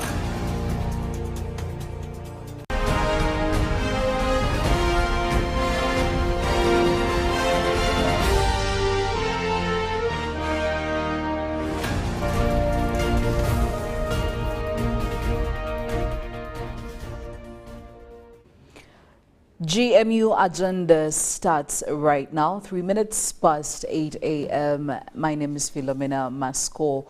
Wednesday, 22nd March 2023. And of course, I am with a gentleman to discuss about the new changes, but also to do an evaluation when it comes to the performance of these universal primary education schools, both at primary level and secondary level.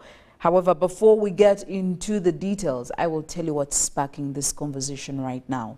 Yesterday, government resolved to end payment of tuition in public schools. Now, Cabinet came out to ban all sorts of payment, especially when it comes to learners at primary level and also secondary level, and in the schools that are specially government run. Now, the State Minister of Education, that is Dr. Joyce Moriku Kaduku, added that no school should send away learners because of school uniforms and among other few things. And she continued to say that there is also need to build about 350 seed schools in about 350 sub-counties.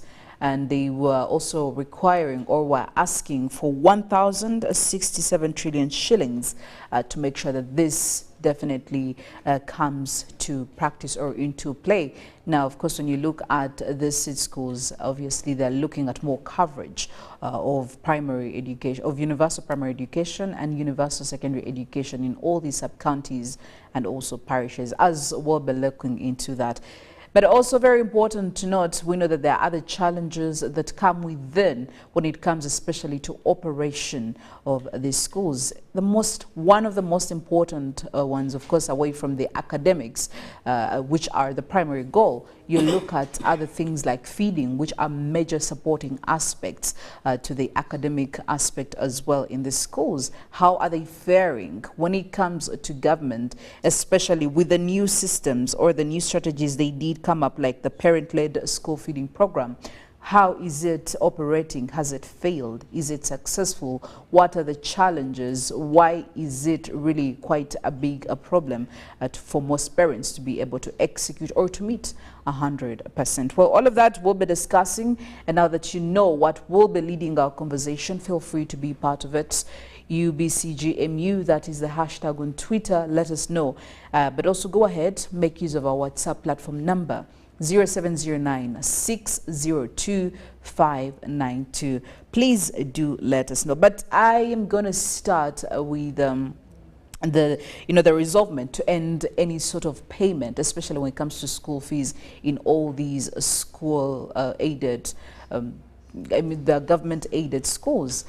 Felix probably will take this one on. How do you feel about this? Because we know that government initially introduced the universal primary education to ensure that they increase literacy rates in the country. By the time it was introduced, I think that was back in 1993. 1997, yes. And right now, when you look at the performance and all of that, and them coming up with new strategies like this, how do you feel about this? Do you think actually this is one of the right things to do, even when the economic times are hard and, you know, schools are struggling to catch up on a few resources here and actually on very many resources here and there? Well, of course, education must be catered for, as a matter of fact, regardless of the times, hard or soft or whichever word you may want to use. And the main reason that brings that to the consecration of life is the fact that it's an appreciation that must be made available, later on accessible, and the biggest custodian of the same to do or to carry out that obligation is government. In fact, education has been cheated for a long time. It has been cheated. No wonder it has been deteriorating over time. You know, as I said a couple of weeks or days ago, that the biggest appreciator of education should be government. All these people are just assisting government to actualize its mandate. But surprisingly, you find that government doesn't even cover 50% of facilities of education. That's why you see the privatization has quite boomed in respect to education. Yes. Now, whether it is a good thing, it is so good, but it is even late. What makes education a right? Well, I don't know if any of us can just think about it. Why do you think education was made a right in the Constitution? Why do you think it's something we should all be able to get? There are reasons, and I can give you 2 or 3. One, to be able to address the changing times that define livelihood. That is one of the reasons why education was made right. 2, to answer the questions of life and survival. 3, education has a direct relationship to health. To health. That's why when we were in primary, there are things they used to teach us, if any of you remembers. The 3 Ds, if you remember. Do I? Yeah? Seriously? Well, they used to teach us 3 Ds. I remember the 5 And H's. how to 5 what? The 5 H's. Were they the 5 H's? I don't. Like yeah, the the reason 5 F's, was something like yeah, that. there's a relationship between education and health. And if you're keen to notice, most of the challenges of the rural people who have suffered disease, and mostly for kids, things like sanitation, like washing hands, diarrhea, dysentery. These are now talking about the D's. Yes. We remember the D's. Sorry? Definitely, and you've just mentioned them. Okay, regardless. So there's a reason why we vouch to have education compulsory or available for every Ugandan. Now, if you curtail this happening, it has its dangers. And I can tell you some of them. When people, you see, let's even first look at the fact that how much time do people spend in schools? Okay? In Uganda, people are in school by 8 and probably leave at around 4. On a normal, in normal schools, there are some abnormal schools where our kids leave at 10 p.m. Yes, the night prep is also part of the whole school schedule. Some. Most. I think it's also Galavized. It is just... Which is never preps anyway. I don't know about that. It's never preps. It's what? When you were in school, what was prep time was you read, you revise, and you do everything. Now, Today's schools are using lessons. prep time for lessons. So it's no longer prep. Okay. But what I'm saying is that because there's quite a good amount of time spent in school, there are so many things that are not exposed to learners.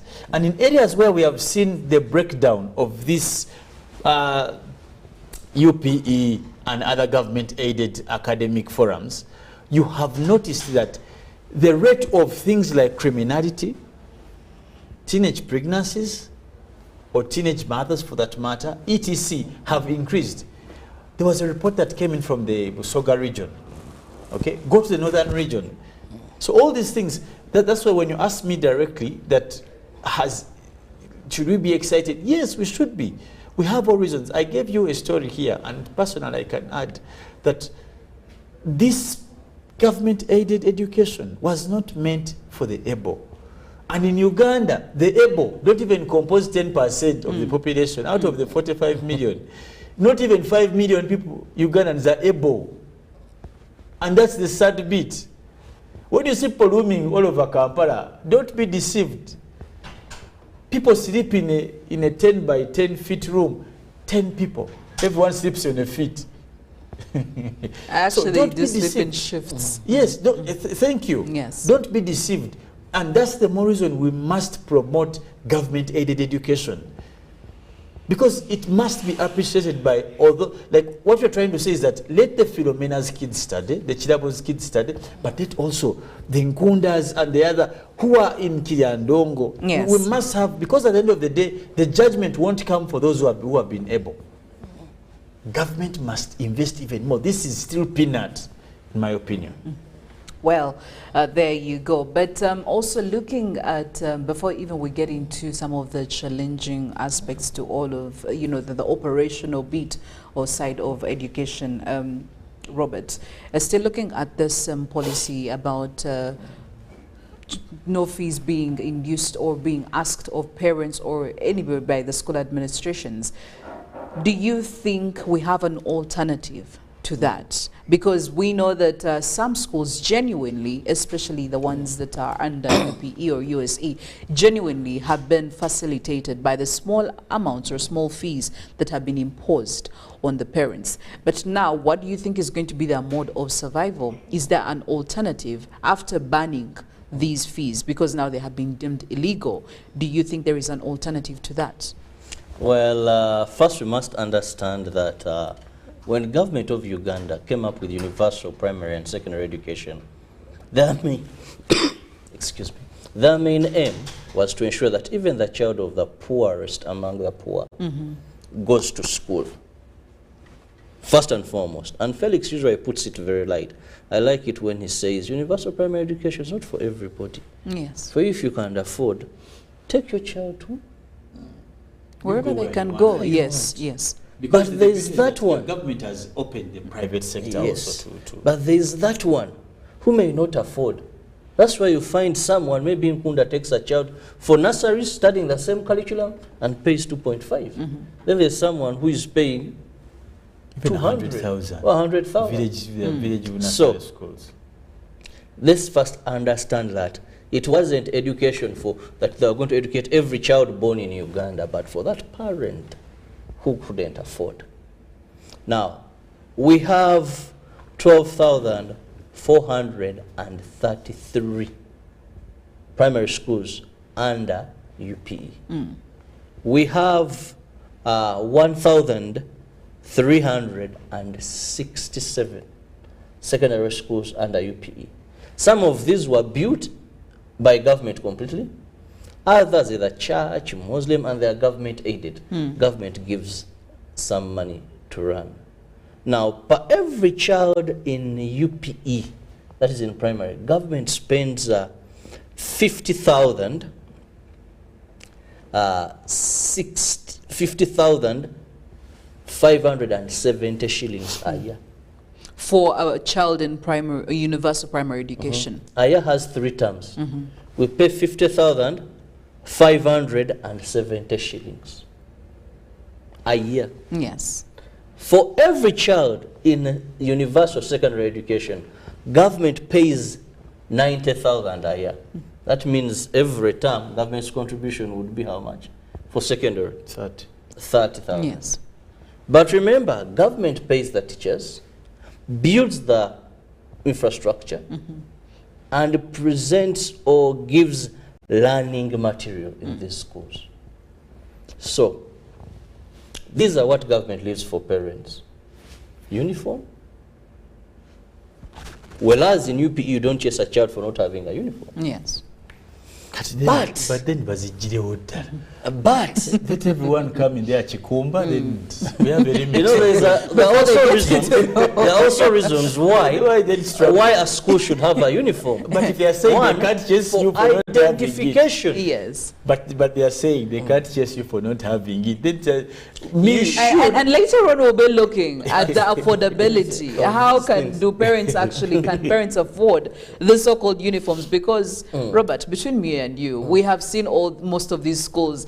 How many students will you see wearing uniform? In UPE? In UPE especially. Even if as a they parent, are hand-picked. It's just a handful. Yes. Even if as a parent, I will deliberately not buy it because I have an option. Because you don't know the benefits of having a uniform. Well, the benefits are there. They're scripted, but I mean, examine them. Yeah. So now I was trying to show you where the problem comes from. Yes. Where the issue of money has been coming from.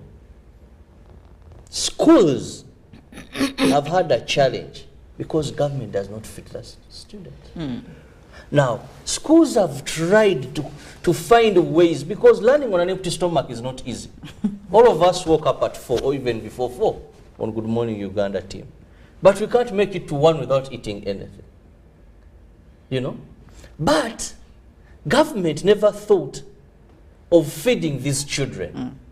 Government said that entirely relies on the parent to feed your child. And I was listening to one minister, gentleman I like so much, and I've hosted sometimes, and he said in his days, yes, they would pack for them. He talked about Karo, talked about Matoke, Mayuni, and they will sit at lunchtime and share. With due respect, we must accept that some times have changed. That is why these fees or money that schools are talking about, how was it coming in? This money was coming in for feeding. I've gone to do stories in various universal primary schools. And this is what I find, Philo. They either tell the parents, bring 10 kilos of posho, 5 kilos of beans, and 5,000, so that we can have a meal. Yes. For these children. At least the one meal that is lunchtime. At least the one meal that is every lunchtime. day. Some tell them bring about 11,000 so that we can have porridge for lunch throughout the term. They have their porridge, sometimes there's sugar, sometimes there's no sugar. At least a child has a mug. I've gone to schools, UPE schools, where completely they don't ask. Now there's one where I found drama. I think the school had about 800 students, and only about 25 parents were able to bring the 10 kilos, the 5 kilos of beans, 10 of posho, and the 5,000. Now the rest would go right around. Well, these ones sit in some corner and eat. Now, I've gone to one where they don't ask for anything. They fear. Government said, this is what happens. This school, the teachers, when they notice that the students, the pupils can no longer grasp, they simply end classes. Because at lunch they leave these children. Some go and sleep under tree shades. Others, people who have gardens within the community have problems. They go, they uproot cassava. If it is a mango season, they go, they eat mangoes, and then by 2 they come back to class. So, this money has been for feeding. Yes. Now when government says, we don't want this money again, and says it has to go back to parents to feed their children at school, this is where the problem is going to come from. The parent-led feeding program, I think, to me, in my opinion, has failed. One, times have changed. You know, it hurts me that everyone who speaks about this feeding program brings days even before I was born. Yes. Or even Felix was born. But it can't be static, yes. When Felix talks about how he went to school, what he used to take, he has ever talked about pancakes somewhere paid for a month. Philo, we all have this generation. Today it may be very hard, if not impossible, to say that omwana jatwale golu kusomero. Those understand what I'm trying to mean. That this day and era, you're going to wrap something for this child, then take it, that's why teachers, head teachers, said let's have a universal way of doing these things. Yes, you understand these are children of the poorest among the poor, if I may use that word. Yes. That maybe even may not have what to eat at home.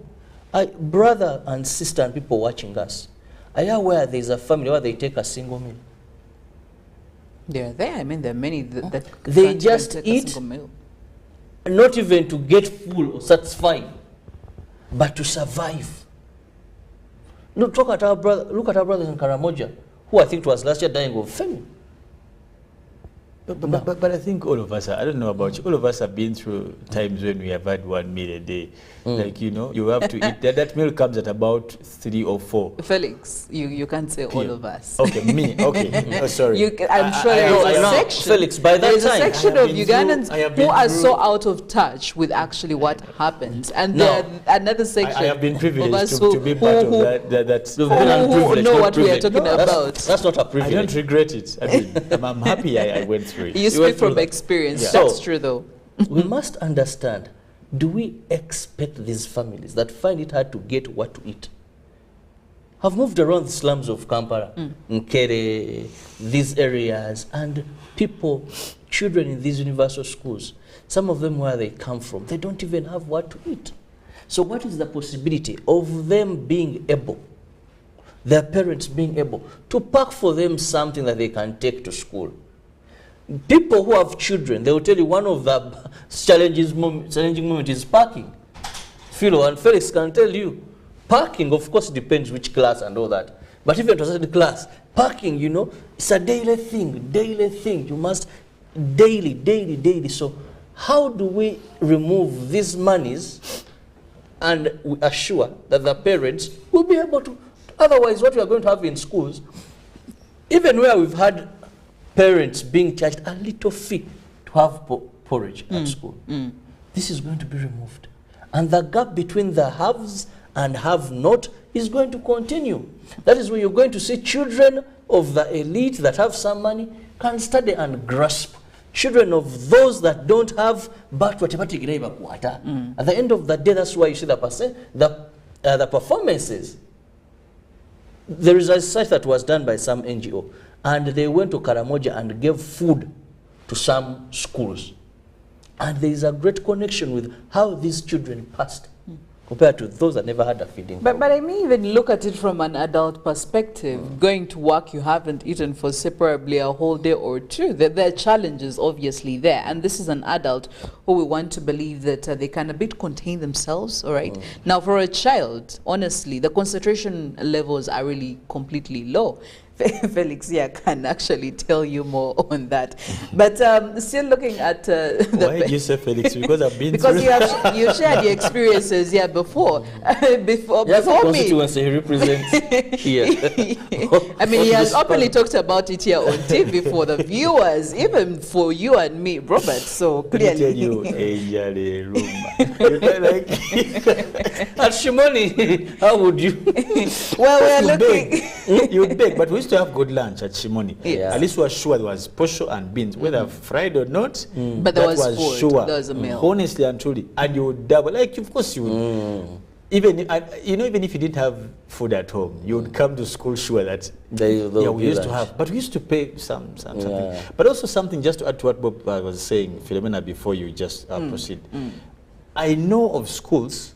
In particular, I could speak about Kisoro and the Kigezi region. I have interacted with a couple of some people we facilitate there for school. But this is what the schools do.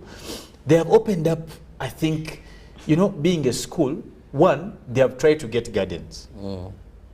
Okay? Now, some schools cut out days for P6, P5, I think P5, P6 and P7. They can say Wednesdays after lunch we go to dig. The food, sometimes some of it that they use at school. Secondly, I don't know how they did it. They have small baking places. So we pay 20,000 a term. Every kid has a bun, 2 buns at break time, and porridge. You get the, but it is. Now we are saying no penny. No. And that's where you see. Because we really want Because to know. that's been abused. When you Government ban, says yes, when this you has ban been this, abused. but when they ban all these fees that they have deemed illegal, do they have a spillover effect when it comes to the other operations of these schools, the administration, for example, feeding? And we're looking into feeding because it's the #1 biggest complaint we have seen being fronted. Tell you, there is no pretense about feeding. It's directly related to output in terms of work or education. Yes. Don't ever be deceived. Have you seen someone fasting? Our brothers and sisters are starting on Thursday. Yes. You live our Catholic way of fasting, where we can fast a vice. Of course, we use the time mostly for meditation than physical. But have you seen someone fasting? They can literally breathe, man. They are struggling. Yes. Someone is Some dragging. take their leave during that month to be home. It's not easy. Now, imagine someone studying and hungry. And these are children. Yes. There's a direct relationship between kids' happiness and understanding with food. For some of you who have children, you know what I'm talking about. Even if when you want to lure them into something, you'll have to use, when you do this, I'll give you maybe a chindazi, I'll give you bread. Like bread used to be the ultimate prize for most of the because oyagala okulya ku mugati genoza ebintu oyagala agere wayeze olija tojja lya mugati ojja kulya eggolo like all this. So there's a direct relationship between food. So and I think Zidopa talked about a research that was done. It's true indeed. You put food in schools, you see that even and in villages kids don't go to schools. Now, kids go to schools because some of them not even to study because they'll get a meal. Because when they stay home, now, going to school, it is you who knows that education is important. But at that level, they don't. The father probably works in a quarry somewhere, the mother. They're not also. Now, what will bring these kids to schools? Knowing that, what are you, Obuji? If you remember, but I don't know where you post-studied, but for us, at break time was around 10, right? Yes. By 9:30, you can't understand anything. All you think about, because we used to have our cups and plates. Govera onga echikopo, then you like you're preparing. Oh, like your mind can't think of anything else. I don't know. And then some of us, you used to bring a big cup and watching go like, you know, food has a great impact. You stop understanding at last time is at 1, right? Yes. Around 1. By midday and around 40, even if they are teaching whatever, even in exams, you stop concentrating. You know the feeling of hearing that bell? Have you? Like, do you know that feeling? It is just like the gong. It's like you're being. In Catholic, you say, like you, that bell at lunchtime. So food has a great, and you can't. I think. But no, Felix, that was yes. And also Philo. There's something that I find disturbing in this decision.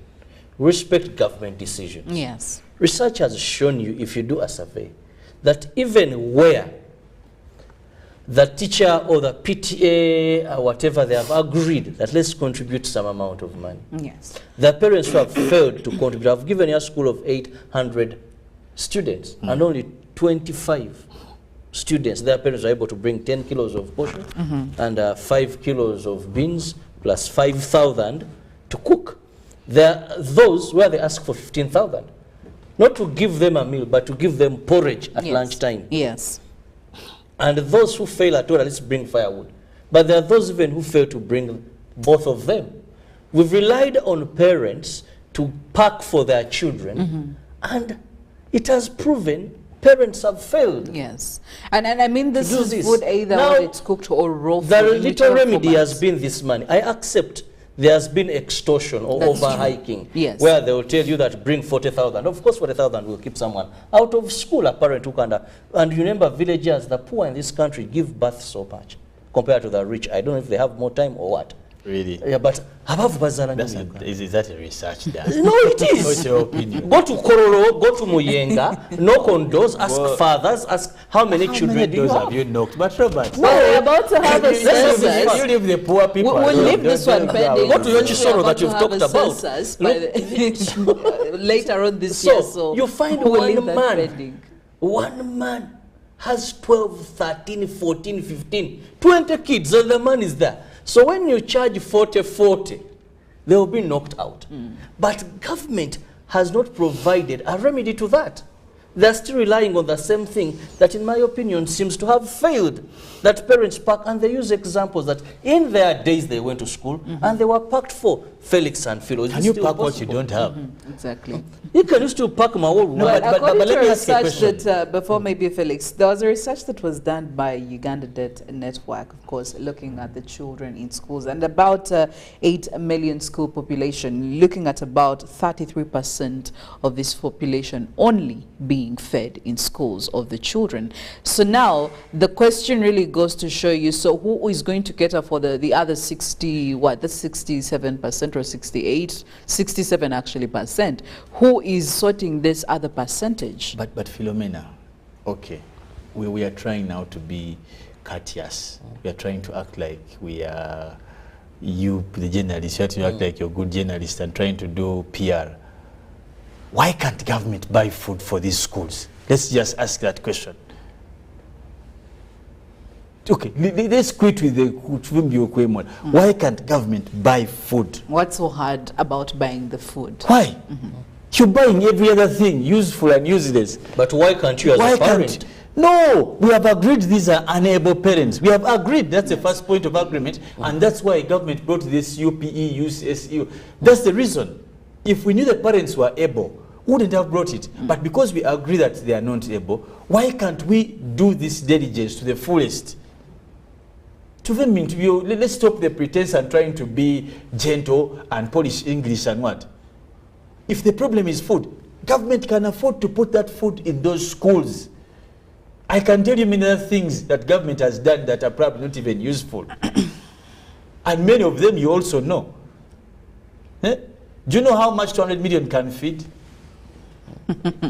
That's one car now. Talking about one car, Member of Parliament. The ceremonial cars of the Speaker, the Deputy Speaker, how much were they? How many students can they feed? The creation of and there's no problem of this country than the people who think are studied. Let me tell you, Abantu are going to bring this country down. One day, if I'm alive, I'll remind you of what I've said. This white collarism, people in one office, the executive director earning over 100 million at the cost of how much money? Because if we spend on someone in this country 100 million every month, allowances, how much money can that feed? I think we're just chosen to have an imbalanced country. Because if we say that it's intentional. It's a choice. No, definitely. Because and Felix is a bit, right? Because he says a bit. Why am I saying so? I'll try to figure out quick mathematics. Yes. I don't know how much a kilo of posho costs. Because let's schools are saying 3,500. every child 10 kilos. If in a school they say 10 kilos of posho and 5 kilos of beans is all we need a term per child. That's 35,000 plus about another 15,000. And I've asked you, but and this is going to both the primary and the secondary schools. How many universal do we have? I think currently we have universal primary education. Primary we have 12,433. Okay. Now we don't know the number of students or people who are in there. Yes. Because now this could maybe trickle to $1 trillion plus. But you mean we don't have the capacity to afford that? And that's what I've said. You see, these matters, and for me, I want to be categorically on record. Let's stop dilly-dallying when it comes to discussing matters of national importance. Ugandans, legislators, ministers, government members have a tendency of, in Uganda, we say, they start stammering when it's matters of national importance.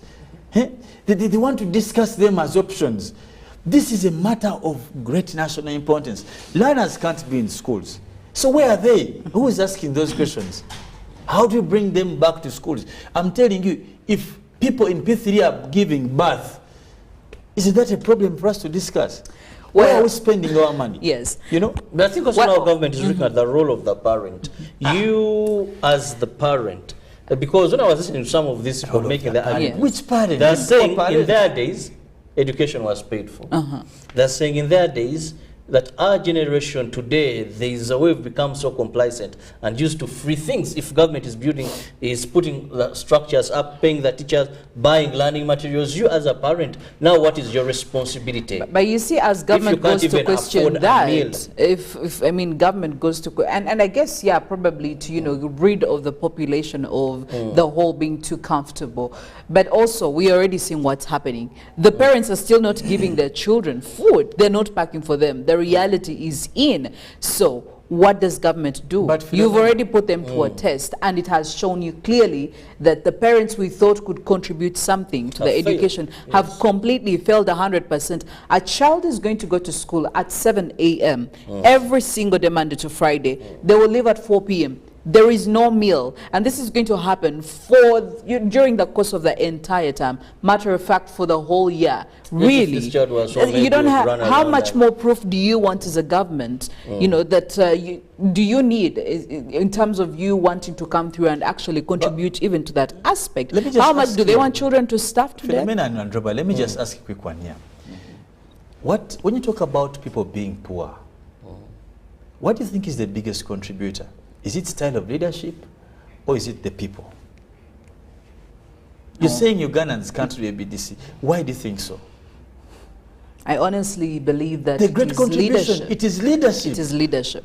People are poor because of bad leadership in particular areas. Let's not even try to pretend about that. Some today they'll tell you it's mindset change. That is the problem. Who should change the mindset? People, Robert, you people in Kampala. We had a budget that was Uganda is Kampala.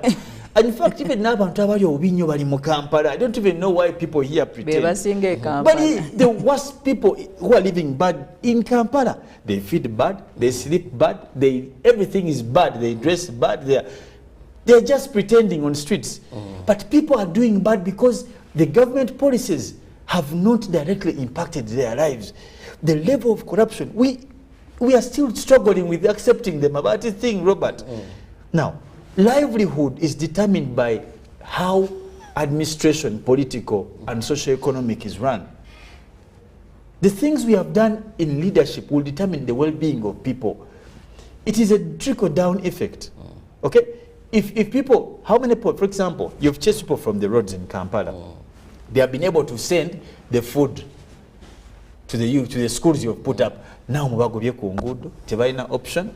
Now, those are the ones you're saying that there are no alternatives. Were you born in your BC? Anyway, we could go on and on about this policy of food, but also it's very important for us to give attention to the teacher. While we are still arguing about food, there is also another problem of the students and teachers, especially when it comes to teachers.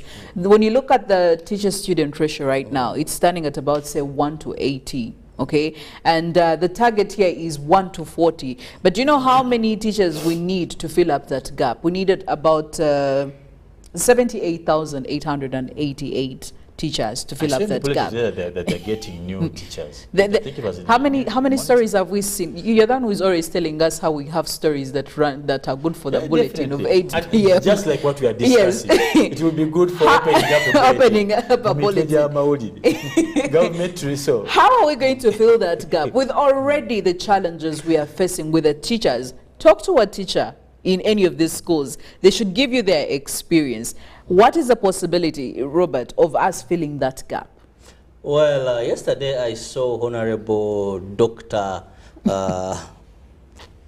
Morikyu Kadukyu at the Media Center saying that in the financial year of 2023-2024, they are coming up with additional budget for teacher recruitment. I hope that happens. And pray. Yes. And pray that happens. Because to be honest, when you go to most of these universal primary schools, this is what you're going to find. Some buildings in a very sorry state. That is where we have buildings. We have schools under trees. Yes. But there is no effective learning. Why am I saying so?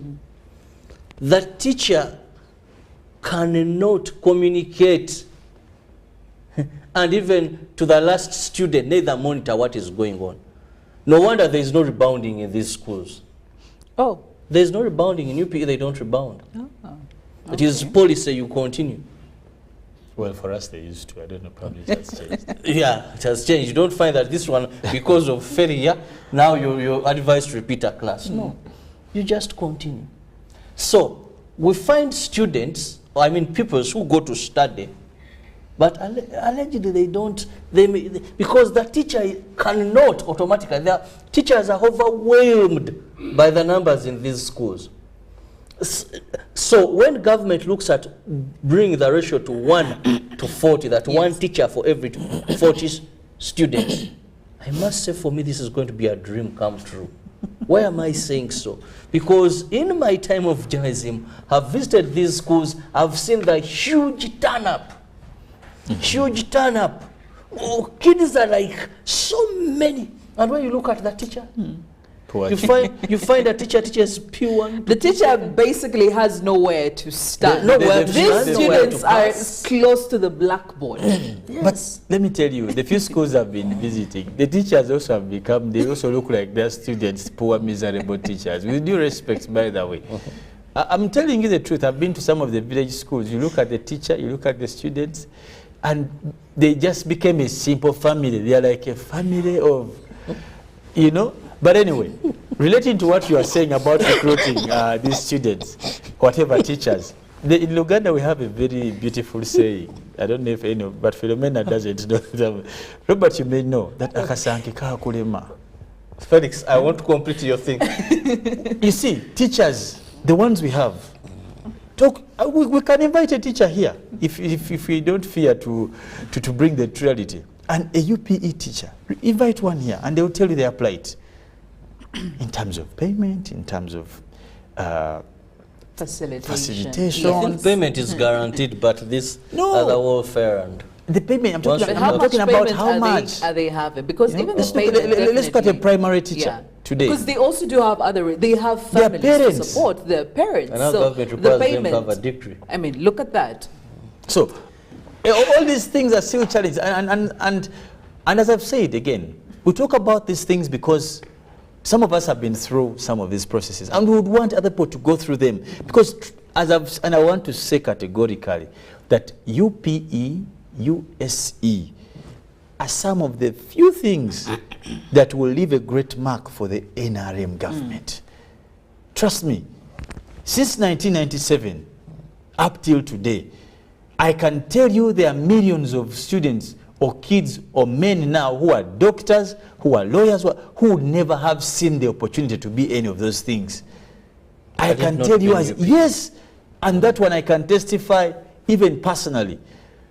But it has dwindled with time. It has lost meaning with time. You people used to go to Nakasero, had UPE. That is why the Uganda roads, a person who was there, who went through that kind of education at the start, okay, will give a different experience from what is happening today. That is why actually Felix here will tell you, but for us, this used to be different. Definitely. This used to be different. And me, I used to study with two ministers' kids, and I remember them. Tell me how many ministers can now comfortably take their children. Those kids, they used to park there. They are not even studying in the country here. For us, as we fought to the park, the cars would come for them. But, you know, we had a good big pitch, we had a small garden. Teachers had quarters down, I think, next to PTC. There was a teachers' college, I think, below Shimoni. You know, there was a teachers' college, teachers' quarter.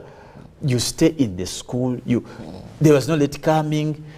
So, but today, it's a different story. And you still have areas. You have about, let me tell you, Philomena, I don't know if this is my last comment, if you may allow. It should be your last comment.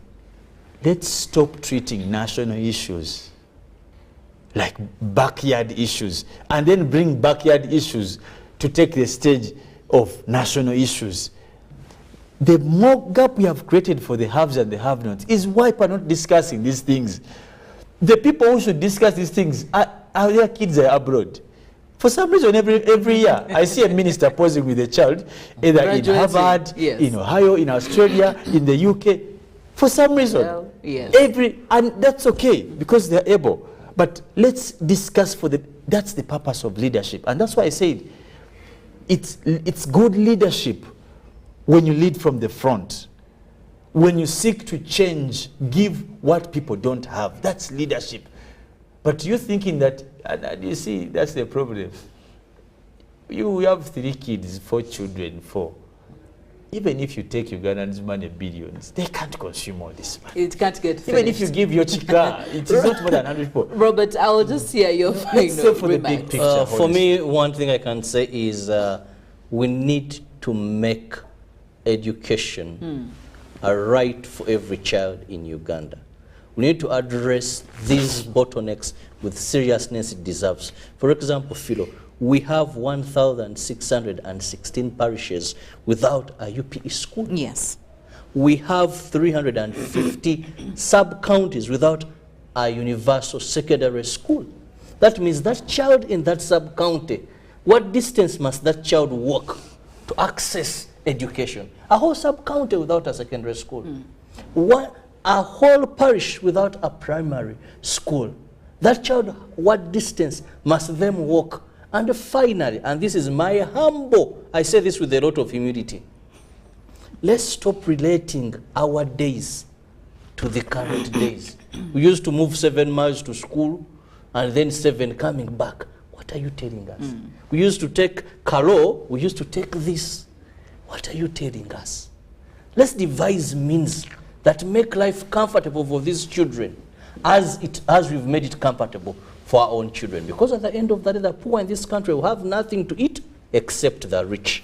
And every day, I see that time coming. The rich are being eaten by the poor day by day. But I also want to take, if we can have cabinet, let's have the MPs. The sittings should be there. The MP. You see, when you people are here in Kampala, in SCs, you have a tab, then you start have saying, everything. The parents should play a role. The parents should play. It's parents are there eating each other in villages, leave it and you're at saying they that, should but have a role. clearly there is quite a lot that we still need you didn't see that? People there is eating still rats. a lot that has to be done in terms of capacitating all these schools under the universal primary education scheme and also universal secondary education. There is need to also make sure that we make the teachers feel they are teachers, and we should give them or capacitate them by giving them the necessary resources they need, but also their payments. But also education is very key for everyone. In one way or another, it has it will do a thing or two on you. It influences the way we run Philomena, our where country, would you be if you hadn't economically, studied? What would you be politically, doing? socially. We'll have that conversation right imagining you after on this. the road, yeah. But we have Ruben Machimirango coming in with more sports updates. You should probably tell us where you would minus be. education. Look at you. Where would you be? Well, we have to leave you. Hopefully we'll see you tomorrow. Good morning.